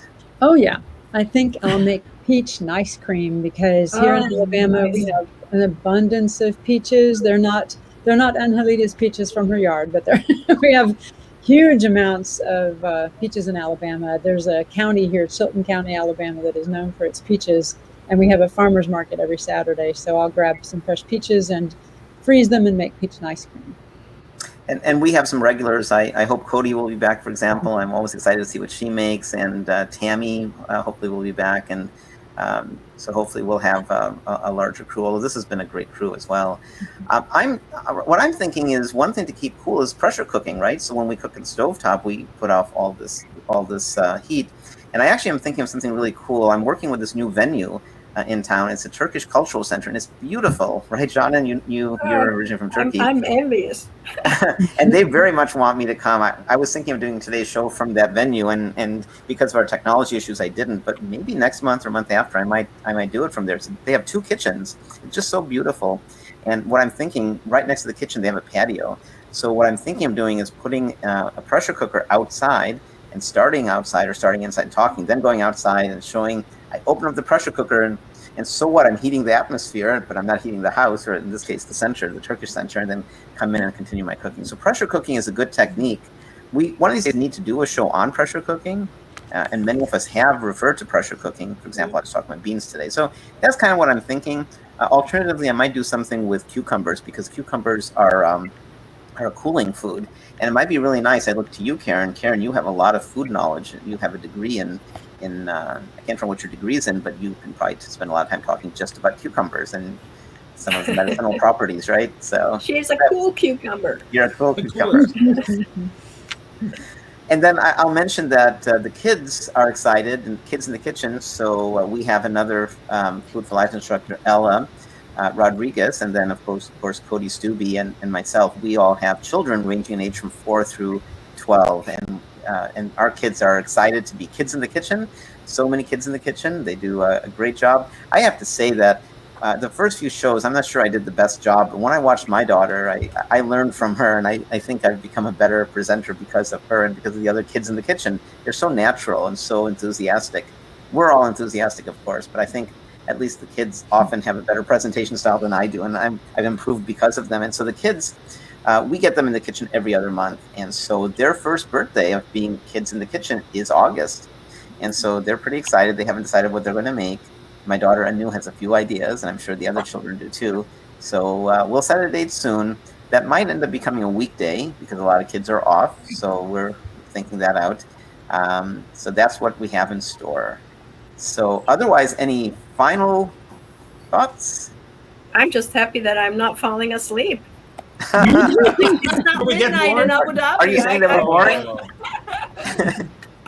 It's so exciting to be on the same Because you're usually timeline. many time zones ahead. That's what you mean. Like a whole day, right? Almost half a day. Does anybody know the story VeggieTales, which is this kind of religious focused for ethics tales? So there's this one scene I remember from VeggieTales where they're trying to drill a hole into the earth, and one says to the other, "Don't bother me, I'm boring." He's boring a hole, and he says, "No, you're actually quite interesting."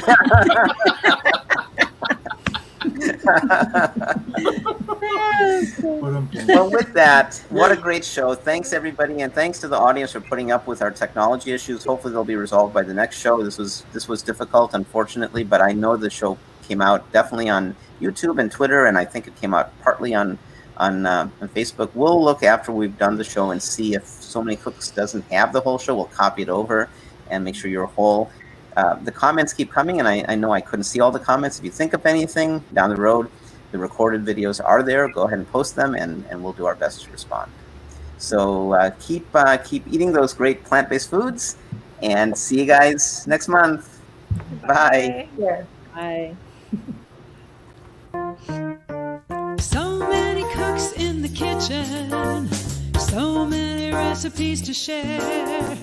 So many cooks in the kitchen with meals for for you to prepare. We've got fruits and grains, veggies and beans, more healthy food than you've ever seen. So many cooks in the kitchen, plant-based meals to prepare.